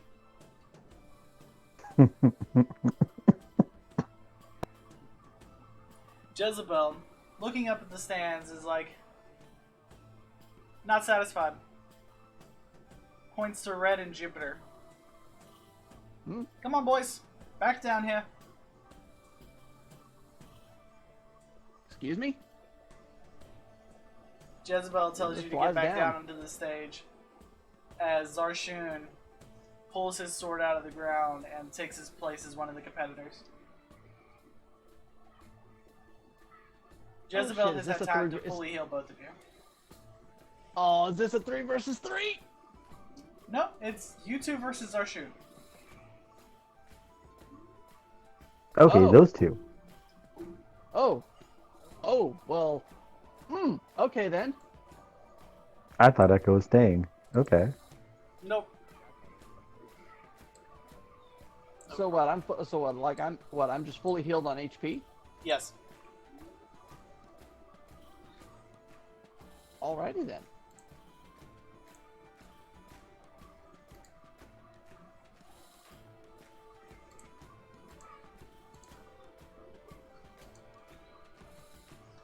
I don't gain any like spell slots or key points back, right? No. Okay, I just wanted to double check. I at least Yeah, still have she one just wall. healed all your wounds while you were down there. How long did this take actually? Did this no, because I know I can at least gain a key point back with a short rest, but it probably didn't last. No, you that didn't long. have enough time for a short rest. That's fine. I wanted to it's all Like good. honestly, I'm each at of full y'all's health. matches took less than a minute. It was. I felt that those were just complete curb stomp. Just Jesus.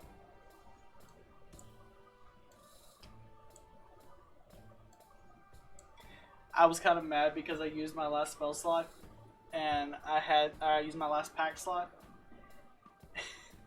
and I had shield. I could have totally just negated that magic missile if I didn't use my spell slot. I was like, you know what? Fine. I Alright. kind of feel bad Echo just wiped the floor with them. Zarshoon's greatsword ignites into flame. And he just stands there waiting. Alright, so are we keeping the same initiatives that we did before, or are we rolling new ones? Roll new ones. Alright.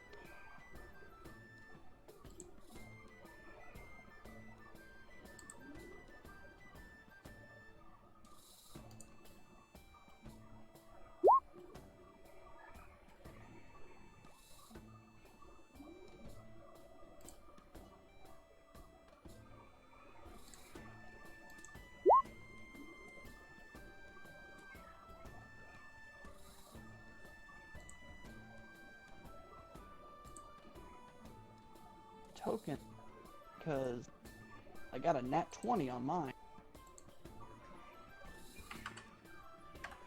Red, you still here? There we go. Yeah.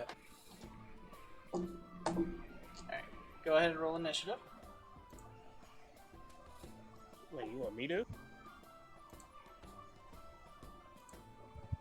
Yeah, you guys are down for a fight.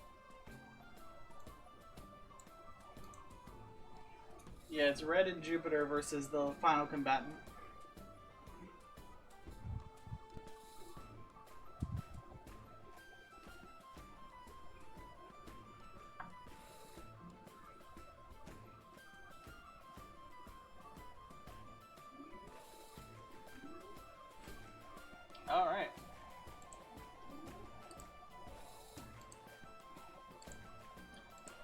So, Red, you get your first move, and you're still... I will say your rage is already active, because you're still kind of pissed about the last match.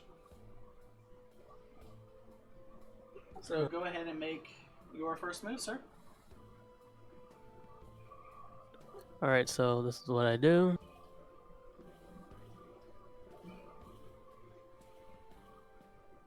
And I get down on one knee. Okay. Zarshoon looks a little confused.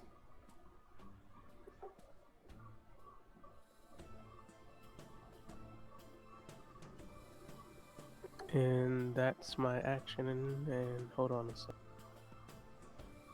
Alright. Jupiter.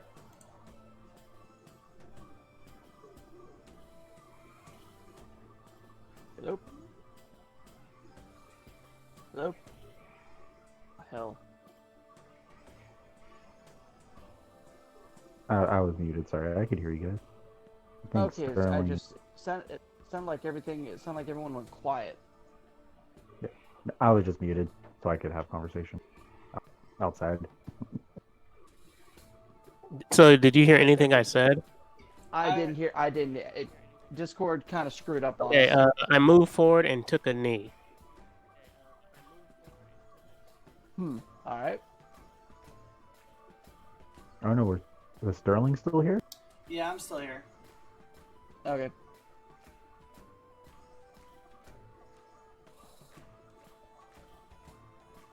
All right. So it's my my turn now. Or is it still red? Or is red? It's your turn, Jupiter. All right. All right. Jupiter's a little irritated at what happened in the last match, so he is going to remember he hasn't quite mastered his druidic abilities, but he also remembers what his master told him. I'm gonna go for an unarmed strike on this dude. Okay. Let's see. How many feet is he from me? About.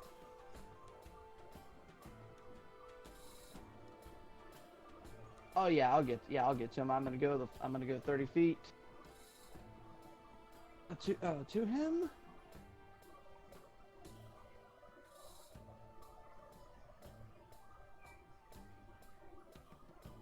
My token.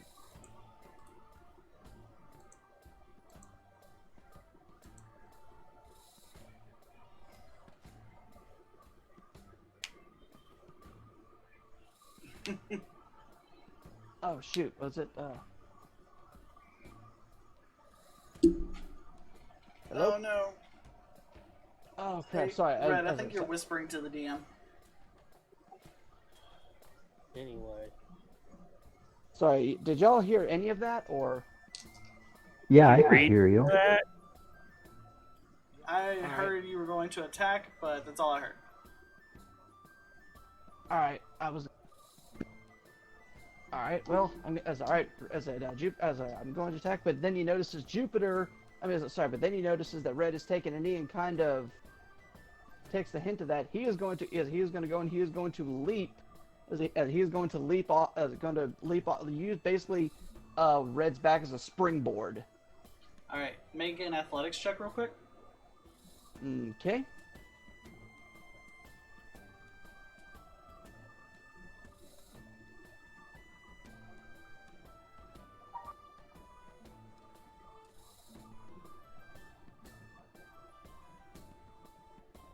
Now, athletics is a strength proficiency. Does my martial arts still count for using my dexterity modifier for strength-based checks? Hold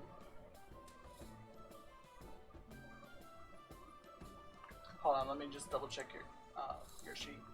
Yeah, I just wanted to check that because.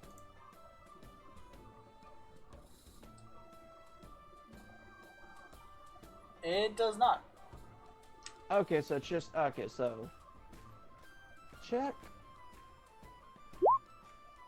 And it's a 13. Okay, you successfully jump off of Red's back. Your wings spread just a bit to catch a little bit more air, and you're coming down with an unarmed strike. Go ahead and make an attack roll. All right. D20 plus 8. Come on, roll 20. Don't screw me over this time. 23! That hits. Yeah! You come down, and the only place that's really not fully armored on him is his head with his horns. You nail him right between the horns. Alright, go ahead and roll damage. Roll damage. 4, 6.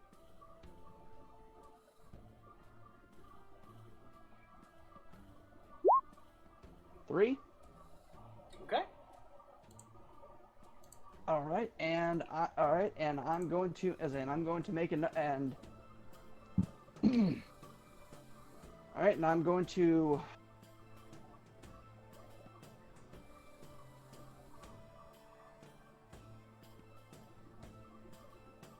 Okay, wait.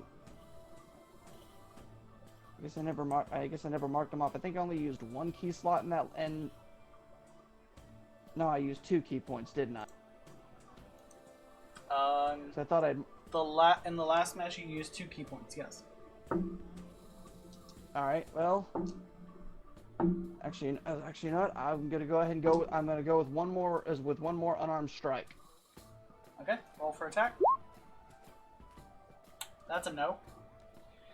Yeah, wouldn't have mattered if I had added the 8. I still had it at plus 6. You come down. Oh, Come down on his head with the first strike. You don't have enough time to really get footing, but you try and get that second kick. You try and get that kick in, and you hit him straight on his hull drum on his arm. And you feel the ringing from how heavy this armor is go right up your leg, and it's just like, oh, legs numb.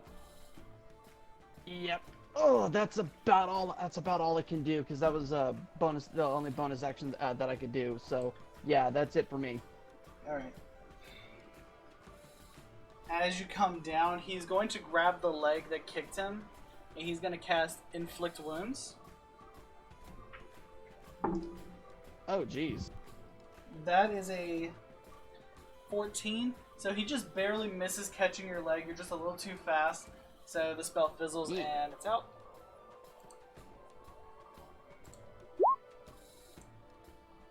Yeah, that failed.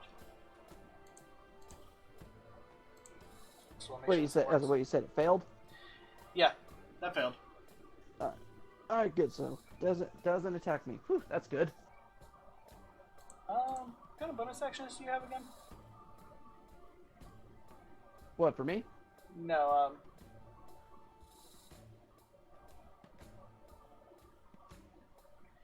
Okay, then he is going to,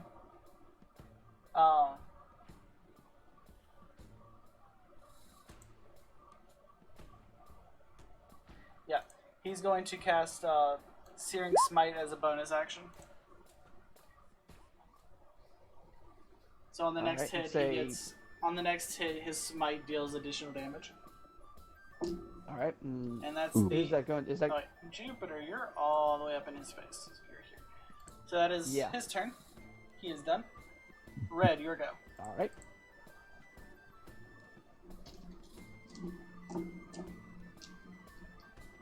All right, hold on. I gotta roll for the.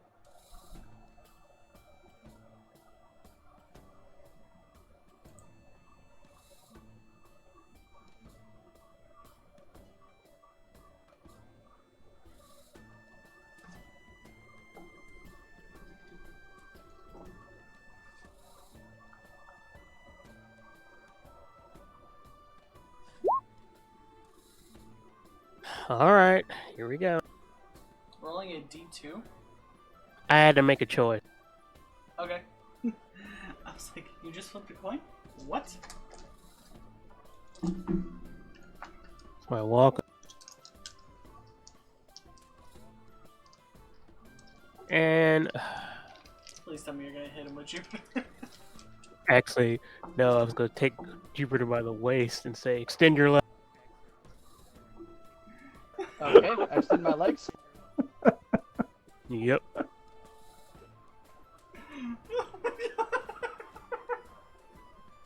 I'm gonna throw you straight up. I want you to flash kick the shit out of him. What? Ready? Okay. Oh, caution to the wind then. So strength, right? No, Jupiter is kind of willing on this, so I'm letting it go. Wait, what? Jupiter, make. Yeah, Say Jupiter what? is kind of willing in this endeavor. And Jupiter doesn't It weigh just that much happened so anyway. fast. Yeah. Jupiter, make 2 unarmed strikes because. Make 2 arm strikes. Yes. Okay. All right. So D20 plus 8. Roll. 18. 24. The 18 misses, the 24 hits. Go ahead and roll damage. Yeah.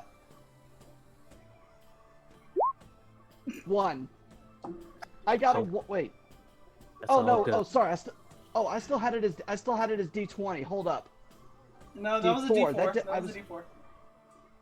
Even with adding plus 6. Well, you didn't add plus 6 to that. You just, yeah. I could have swore I typed it in to add plus 6. Okay, Sure. so it's 1 plus 6, so it's 7. Okay, 7 damage. Yeah. So what happened? Oh my God. I can't believe that worked. He gets kicked in the face, and then as he looks back, he's just like. He doesn't know what to think. He's like, I just got kicked by a bird being held by a turtle. So that means he's up in the air, right? No,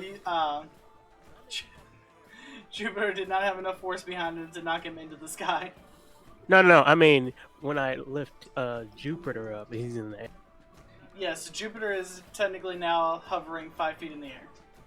All right. All so, right. Let me. so I have another attack, don't I? You do.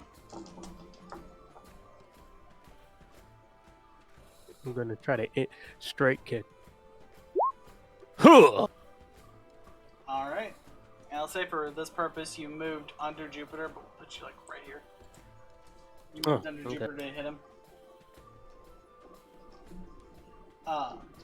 Yeah, that will hit for 9 points of damage. There it is. Got kicked twice. Alright. Teamwork. He's like, ooh. Okay then. What the hell just happened? Teamwork. That's what. Yeah. And guess what? Alright, Jupiter, you are hovering 5 feet. Exactly. See? Jupiter, now your turn. Yeah. All right. Okay. The fact that just happened. He just has that look like Cell does, like, what just happened? All right. So Jupiter's going to kick up some wind. Actually no. I'm actually going to do one more unarmed strike as at him, since I'm right up in the air. I'm just going to come down right on his head. Alright. Go ahead and roll for attack. Okay. Right now, in the roll, 8.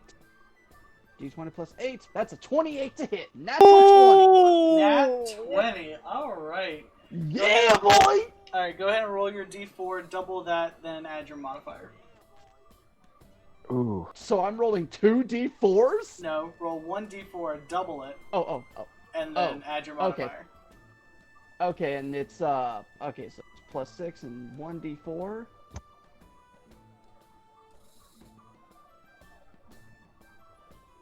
So that's 16 points of damage, baby! No. It's 10 points of damage. Oh, 10 points? Wait. Yeah, you double the dice and then add the modifier. Oh, okay, sorry, dang, Yeah, wow, so- wow, I feel foolish. Okay, hey, it's still 10 points of damage, that's still good. That is still 10 points of damage, yeah. Yeah. Now you have to explain the full thing, because this is too good. Yeah, this is great. Okay. So, he passed all the constitution checks for his smite, up until that last one. So his smite goes down. But Jupiter comes up. He's in the air after the hit. Zarshoon gets kicked in the face, then gets kicked in the gut. And then Jupiter just comes down, flying dragon fist straight down into his head. Zarshoon goes down to one knee. Flaming Greatsword still in hand. and now is standing up, looking right at Jupiter. And I still got a bonus action. Yes, you do. And at that moment, you just see you see electricity just appearing in Jupiter's hand. I'm going to cast Elemental Fist as a bonus action. Okay. Ooh. Okay, so that means So, you add a one spell 1d6 lightning damage to your next attack. Okay. Go Is that concentration or is it just... And... No, that just lasts for a minute. What the fuck? That's broken. I love it. Yeah, buddy. So it's 1d. So he said it's 1d6. Yes, you add 1d6 to your next attack. Yeah. Oh, it's my next attack. All right. Yep. Alright, so Zarshoon, now relatively pissed.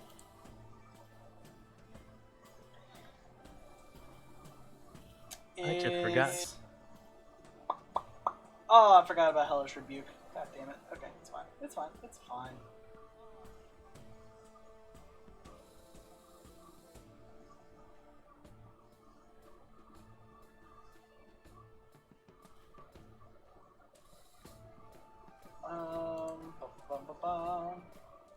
I'm just checking on something real quick. Just give me 5 seconds.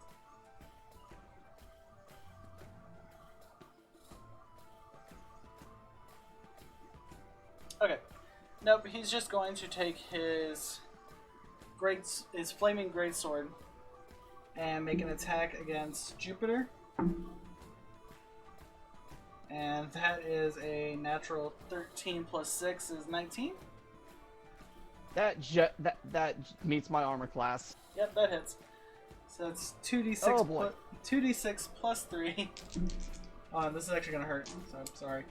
Oh. Hey, boy. wait, how big is this thing? And which way did he swing? He stands about 6 feet tall. Or, no, he's about 6'6", about the height of Echo. And literally just took his greatsword straight overhead, cleaving into Jupiter. And honestly, this sword's gonna come down and hit you too.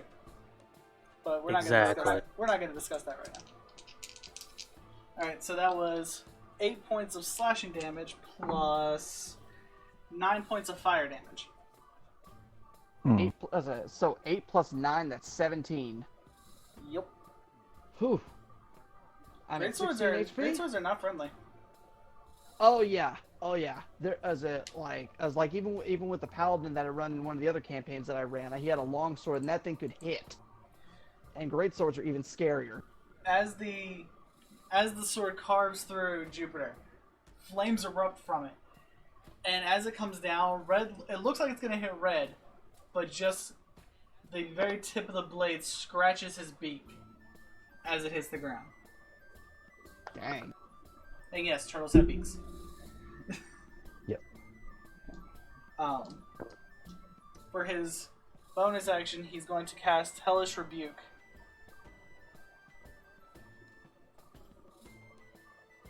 At 2nd level.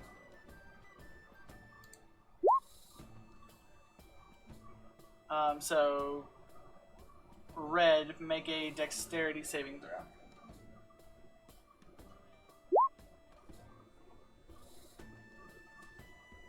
Oh, you passed. So you take 4 points of fire damage. And that is going to end Zarshoon's turn. Time for my dreaded super secret ultimate technique. Shove! What? Yeah, I'm gonna A shove him. technique passed down from the Torta line for generations. Can I shove him? Okay. I actually don't know what's going on. I'm so much chaos. What? Oh, okay, no, nothing. You're fine. You're all robotic. Hold on. Let me check something. Robotic. Domo arigato, Mr. Roboto. Alright, is that better? Yes. Now, what did you say? I want to use my secret technique. Go for it. Eh. Oh. I'm assuming you're trying to grapple Zarshoon, right? No, I just want to push him. All right. Mostly shoving. Just, Son of a bitch. Okay, Does yeah, he you fail? end up pushing him 5 feet back, and he lands on his butt. Do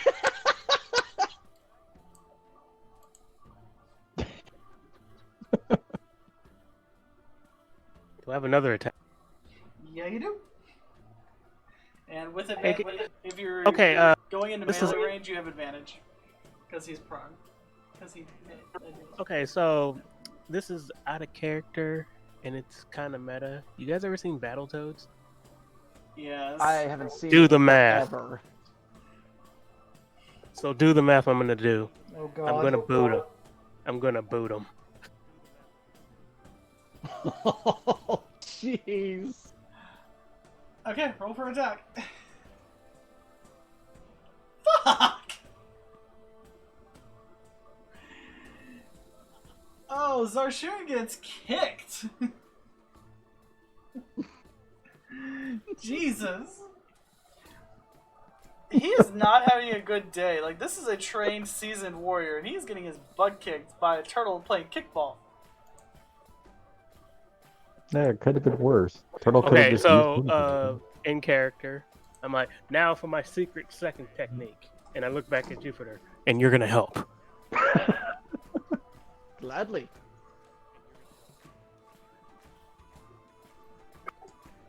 So yeah, you're right behind me, so you can just either climb up and hill drop, or climb up or do something else. Or fist drop, I don't know. I mean, he Heaven or technically hell, still is let's flying. he's Actually, still no. in the air? No, yeah, you getting cleaved by the fire sword actually knocked you to the ground. Yeah, okay, so you're back on the ground. Okay. Hey, heaven or hell, let's rock. Yep. Alright, Jupiter. All right, because his fists still have electricity rolling through them, he's going to do what he did before and springboard off of Red for an unarmed strike. Alright, make an acrobatics check. Acrobatics check. Since he's no longer like kneeling, he's kind of standing up. You gotta be a little more acrobatic with it. Hey, that's my specialty. That's a Dexy Dex. 17. You jump up and roll for attack. Yeah. I'm gonna say this is just so much fun. The fact that when Red just tossed me up and I just came down with a nat 20, that was so awesome. You know, you just jinxed yourself. 14. See? That does not hit. You go up. I'm gonna go. You go up to hammer down, literally bring the thunder down on him, and instead he brings up that flaming sword, and your hands meet. What, like the flat of the blade? Yep, flat of the blade. Ooh. All right. Well, like with that, I'm down on the ground, right? Yeah, you landed like right to the side of Red. Oh, okay. All right. Well, I'm actually gonna go ahead and I'm just gonna say screw it. I'm going to spend my last key point. I'm taking my snake stance again.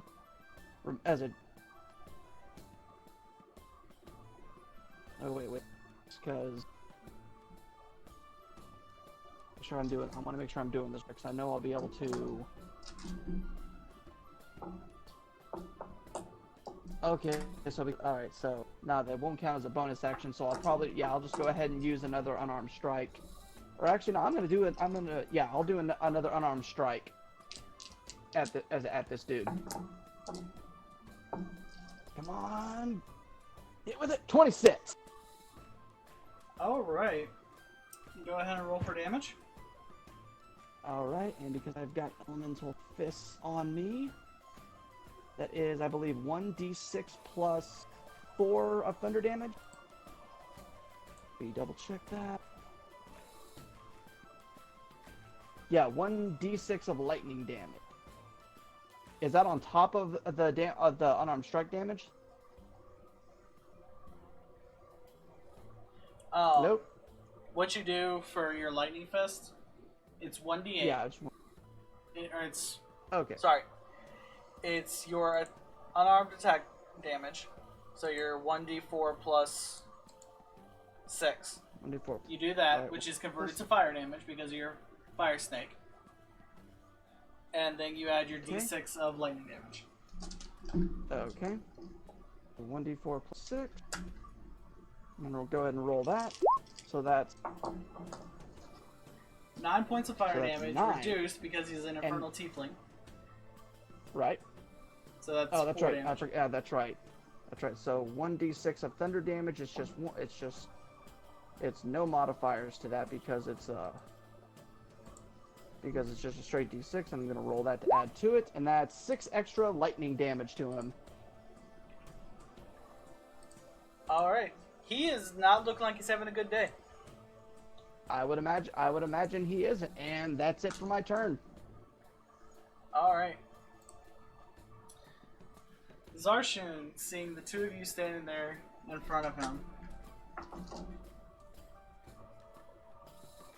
Oh, I've been letting you guys off so easy. Stop. No, I just noticed that he has 2 attacks per action. And I've only been taking 1.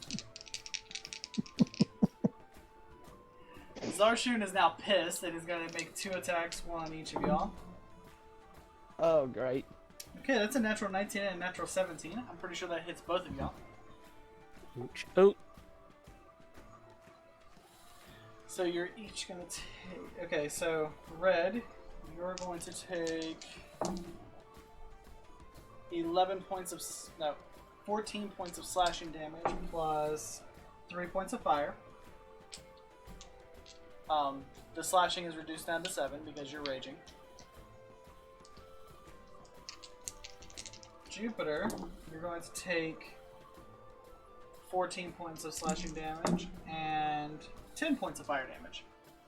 how much down. fire damage? For Red, Yeah. 4. Just 4. And you said how much? I'm taking 14 points of 14 points and what else? 14 points of slashing, 10 points of fire. I'm down. I was at 16 before, and the 14 dropped me to 2. Yeah, unfortunately you got the high roll on that one. Yeah, of course I did. Wait, I've got my inspiration die. Would I be able to add that to my armor class? No, I wouldn't be able to. Nope. Scratch that. Oh, I could have used that on that second strike that I did. Oh well, I didn't think it's my fault. Oh well. As Jupiter hits the ground, wings a little scorched, a little bit on fire. Zarshoon then points his sword, brings his sword up to Red. And because a person just hit 0, he's allowed, with Great Weapon Mastery, is allowed to take an extra melee attack. Of That course. is another natural 19. God. So, Red, you're going to take 13 points of slashing damage, reduced down to 6. And 5 points of fire damage.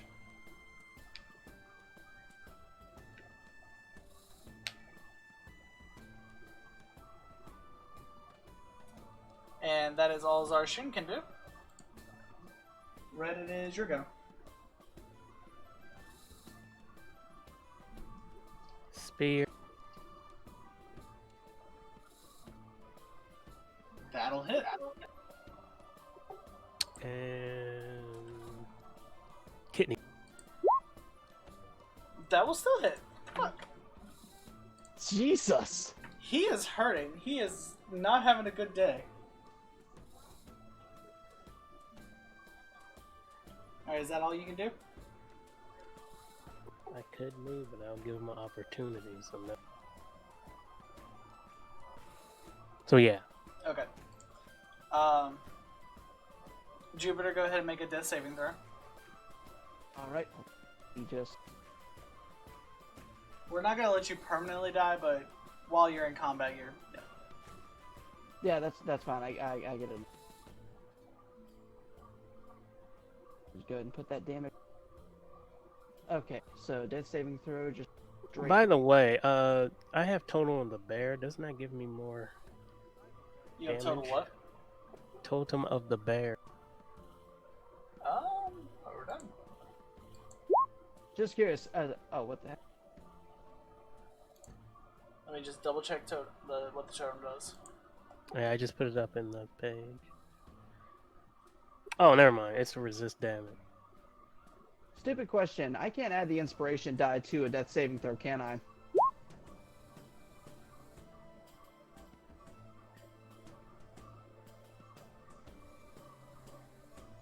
Yeah, I take that back. That's only to resist certain damage.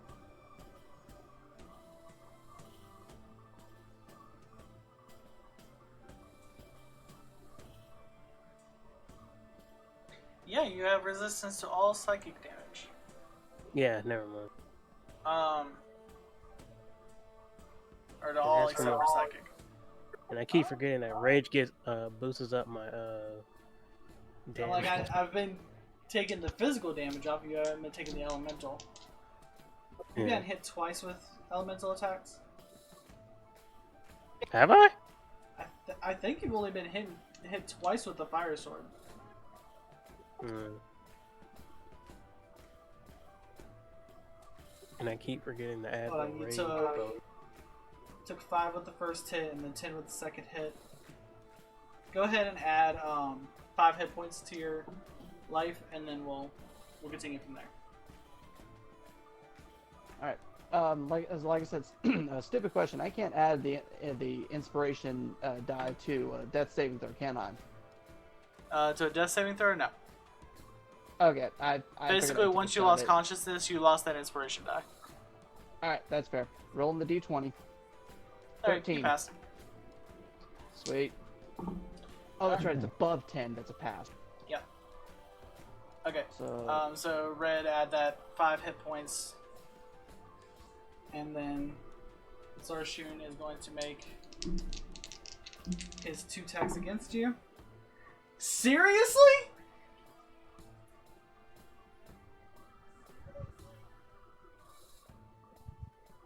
What happened? One. is that a both good of them in our are case, natural seriously, ones. or bad? These are Both were terrible. natural ones. Ooh. Hold on, I'll put the picture in Discord. This is how fucked up this is. Oh god. Oh jeez. This is great. This I want to see too.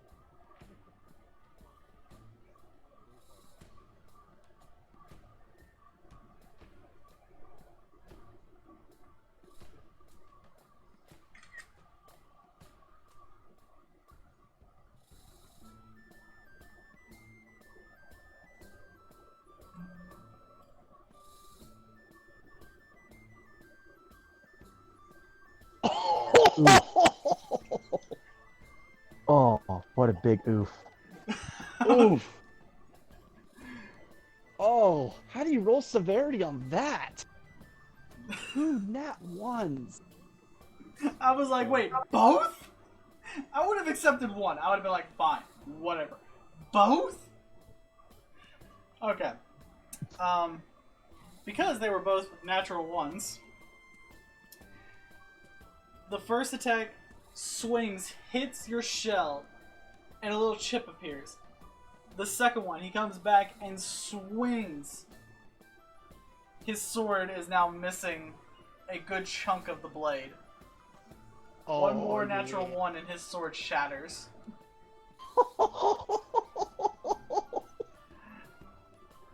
He is... What do I even have? Like, is there any kind of healing spell on this guy? I don't think I gave this guy a healing spell. No, I didn't. Yee. Yee. Yeah, he's done. Yeah, he's done with his turn. Red, go for it.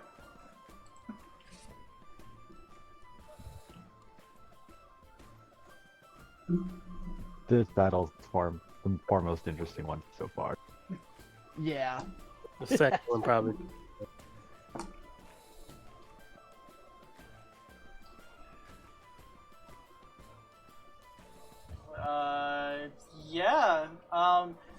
you take the unarmed strike missed. You take your spear, and how do you want to do this? Yeah, I just I just thrust it to him. Thrust it into him, and does the second one hit?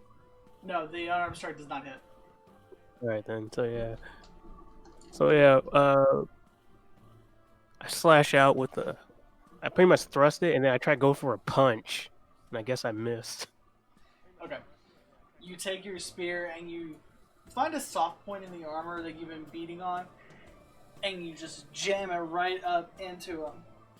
He rolls over, so your like last punch just barely misses his face. He like keels over in pain, and he is like just impaled onto your spear at the moment. The spear is like stuck up in his rib cage.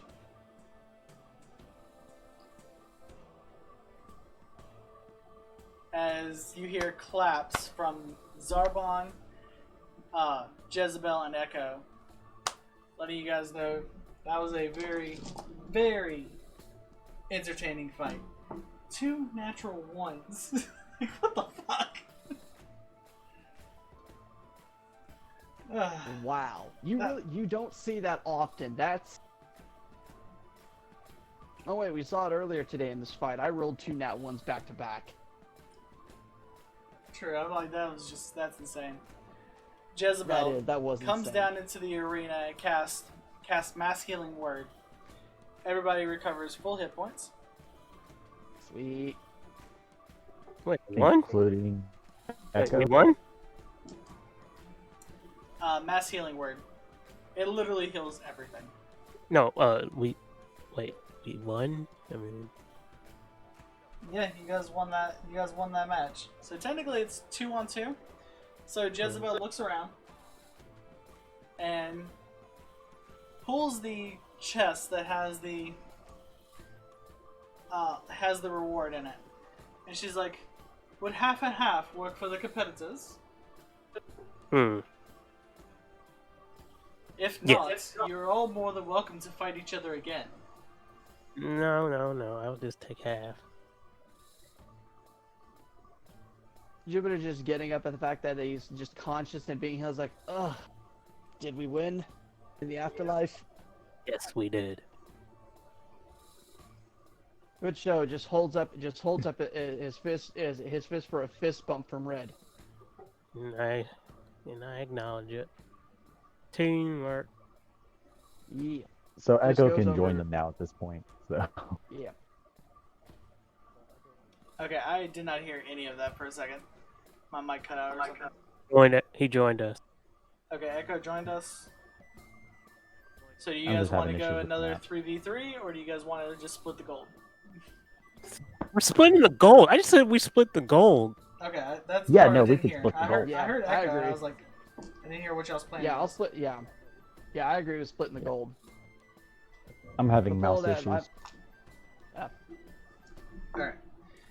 So Just in go- the as a chest, Jupiter- there is 1,100 gold pieces, Wow. as well as 2 rubies and 2 diamonds. They're pretty good size. They have a value of about 100 gold apiece.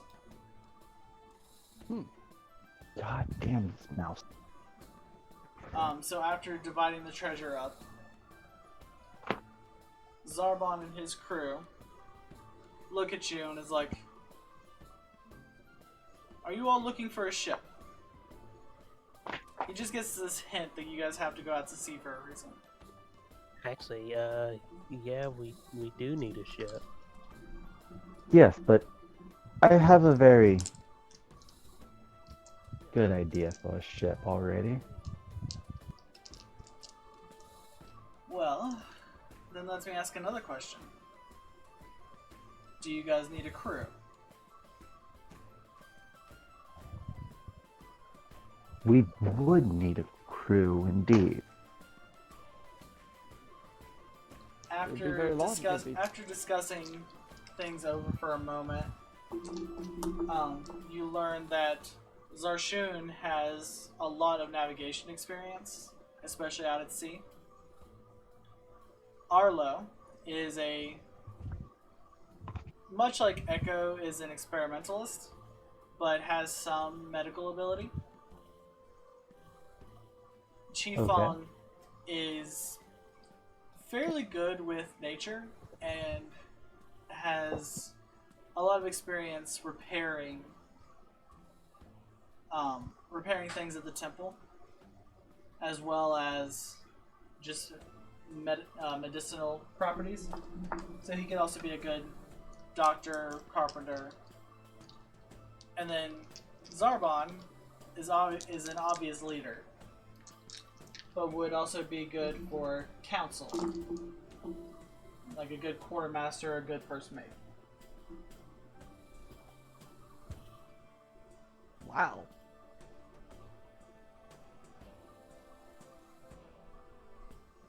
The decision is up to you. To hire them on. You would have to pay them a certain amount every so often, but that can be discussed later with Cross and Daedalus when they return. Right, because I imagine that once those two return, they're going to be added to our crew as well, right? Yes. I mean, yeah, it would be kind of messed up. It's like, hey, guess what? We've got a crew, so y'all are on your own. Bye!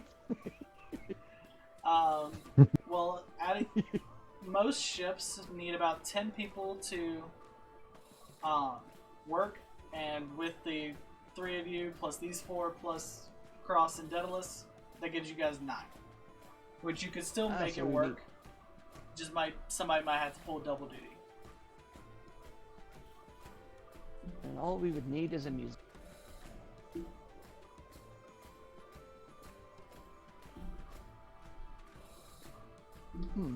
It won't be as easy as it was on the Kraken's Maw, where you had like 50 people just running around helping each other. Right. But with 10 people, it should still be manageable.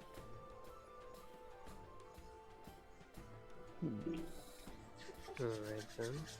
As for ships, Well, we still have a couple of our mates missing, so we will have to discuss that with them prior. Yes. Is there any way we could reach out to you? And I'm talking to the monk. I'm ignoring Arlo at this point. Zarbon's like, well, we're staying at the Golden Tiger, same as you, so we'll be there for a few days. We're gonna go get some supplies. We have a ship that's in need of some great repair, but if you have another ship in mind, we can always sell ours and use that gold to gather supplies.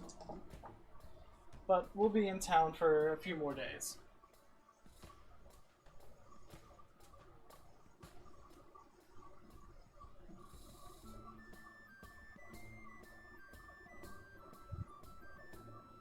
Echo's all okay with it. He does want to discuss it with Cross and Daedalus, just out of being kind, for once. Yes, it would be a lot better if we got their input on this. Personally, by me, I have no problem.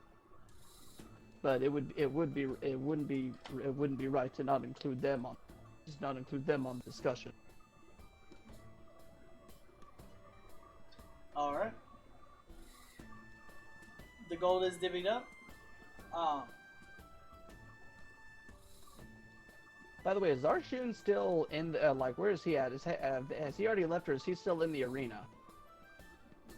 Qifeng, he was standing right behind Zarbon, just listening. No, Zarshun. Oh, Zarshun? He Yes. is sitting in the corner licking his wounds. Jupiter's gonna walk over to him and extend his hand up. That was a good fight. You fought I've never fought I haven't fought many strong opponents such as you. Only other one was my master. It was a good fight. He holds his hands out to shake him in good sport. Zarshun takes your hand, and you now notice the size difference in you guys. His armored gauntlet engulfs your forearm as he shakes your hand. He nods and he walks over to his Zarshun says, over to his compatriot. in this deep he tries to say it in common because he normally only speaks Infernal, but he tries to say it in common. He says, "Good fight." What was that? Remind me never to Kinda do cut that. out. That kind of hurt. You as a what was it? What was it they said? I didn't hear it. He said "good fight" in common, just in a very Okay. deep, almost devil-like voice. Okay. Jupiter nods and he goes back to Red and Echo. All right.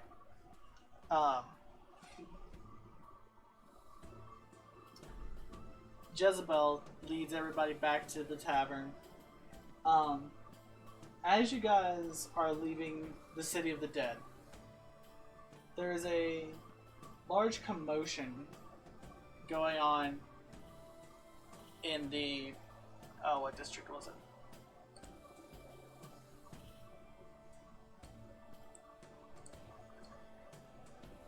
There's a large commotion going on in the trade ward. Just as you guys are exiting, about 3 streets down, there seems to be a fire. The local fire brigade has gone out to try and quench the fire. Mages are out there. Daddy!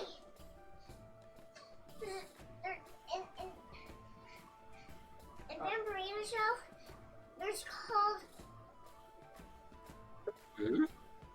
Is there anything of importance on fire? There's called... Give me 1 second. I got a 5-year-old asking questions. And Question. knocking the screen over.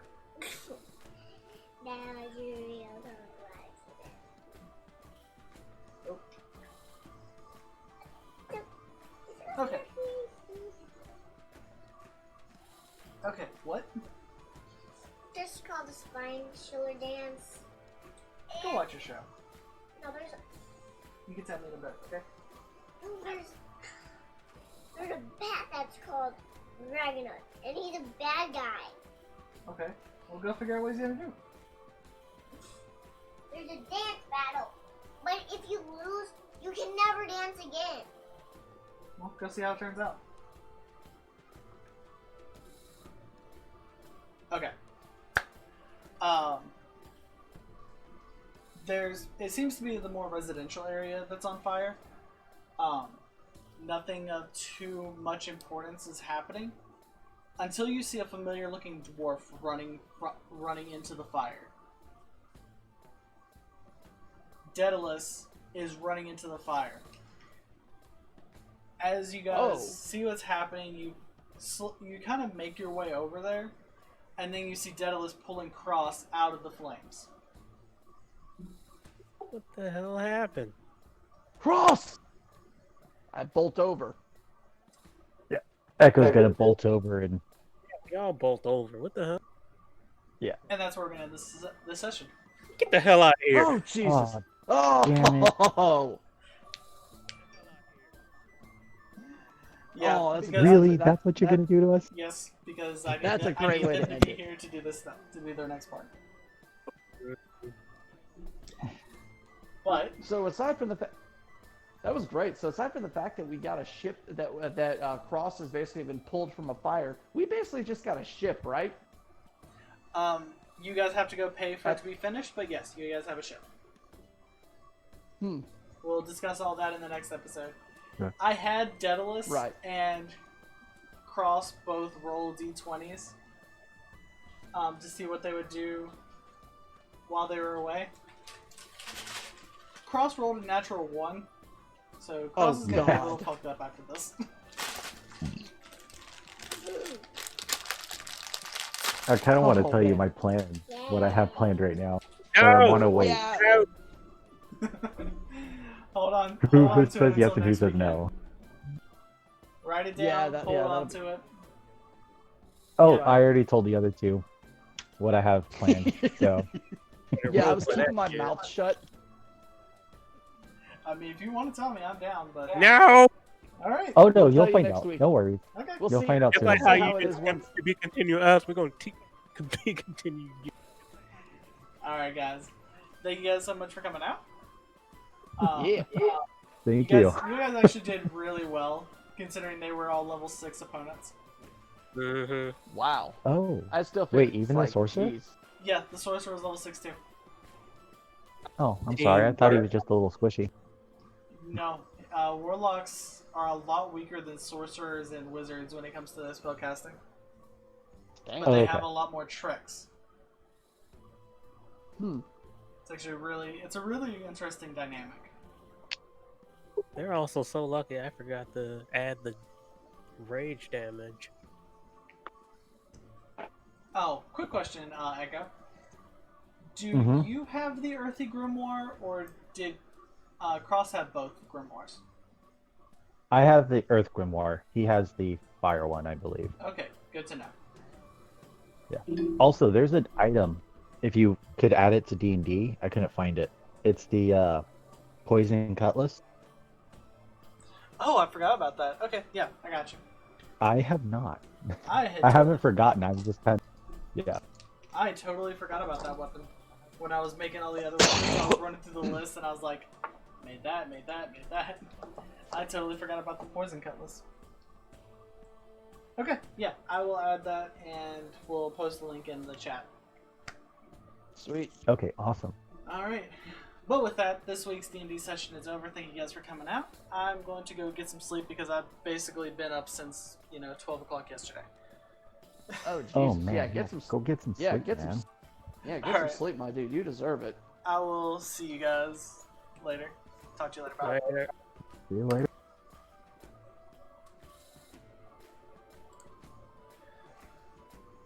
Whew. Thank you guys for coming out. You guys are awesome. Be sure to hit some links down below.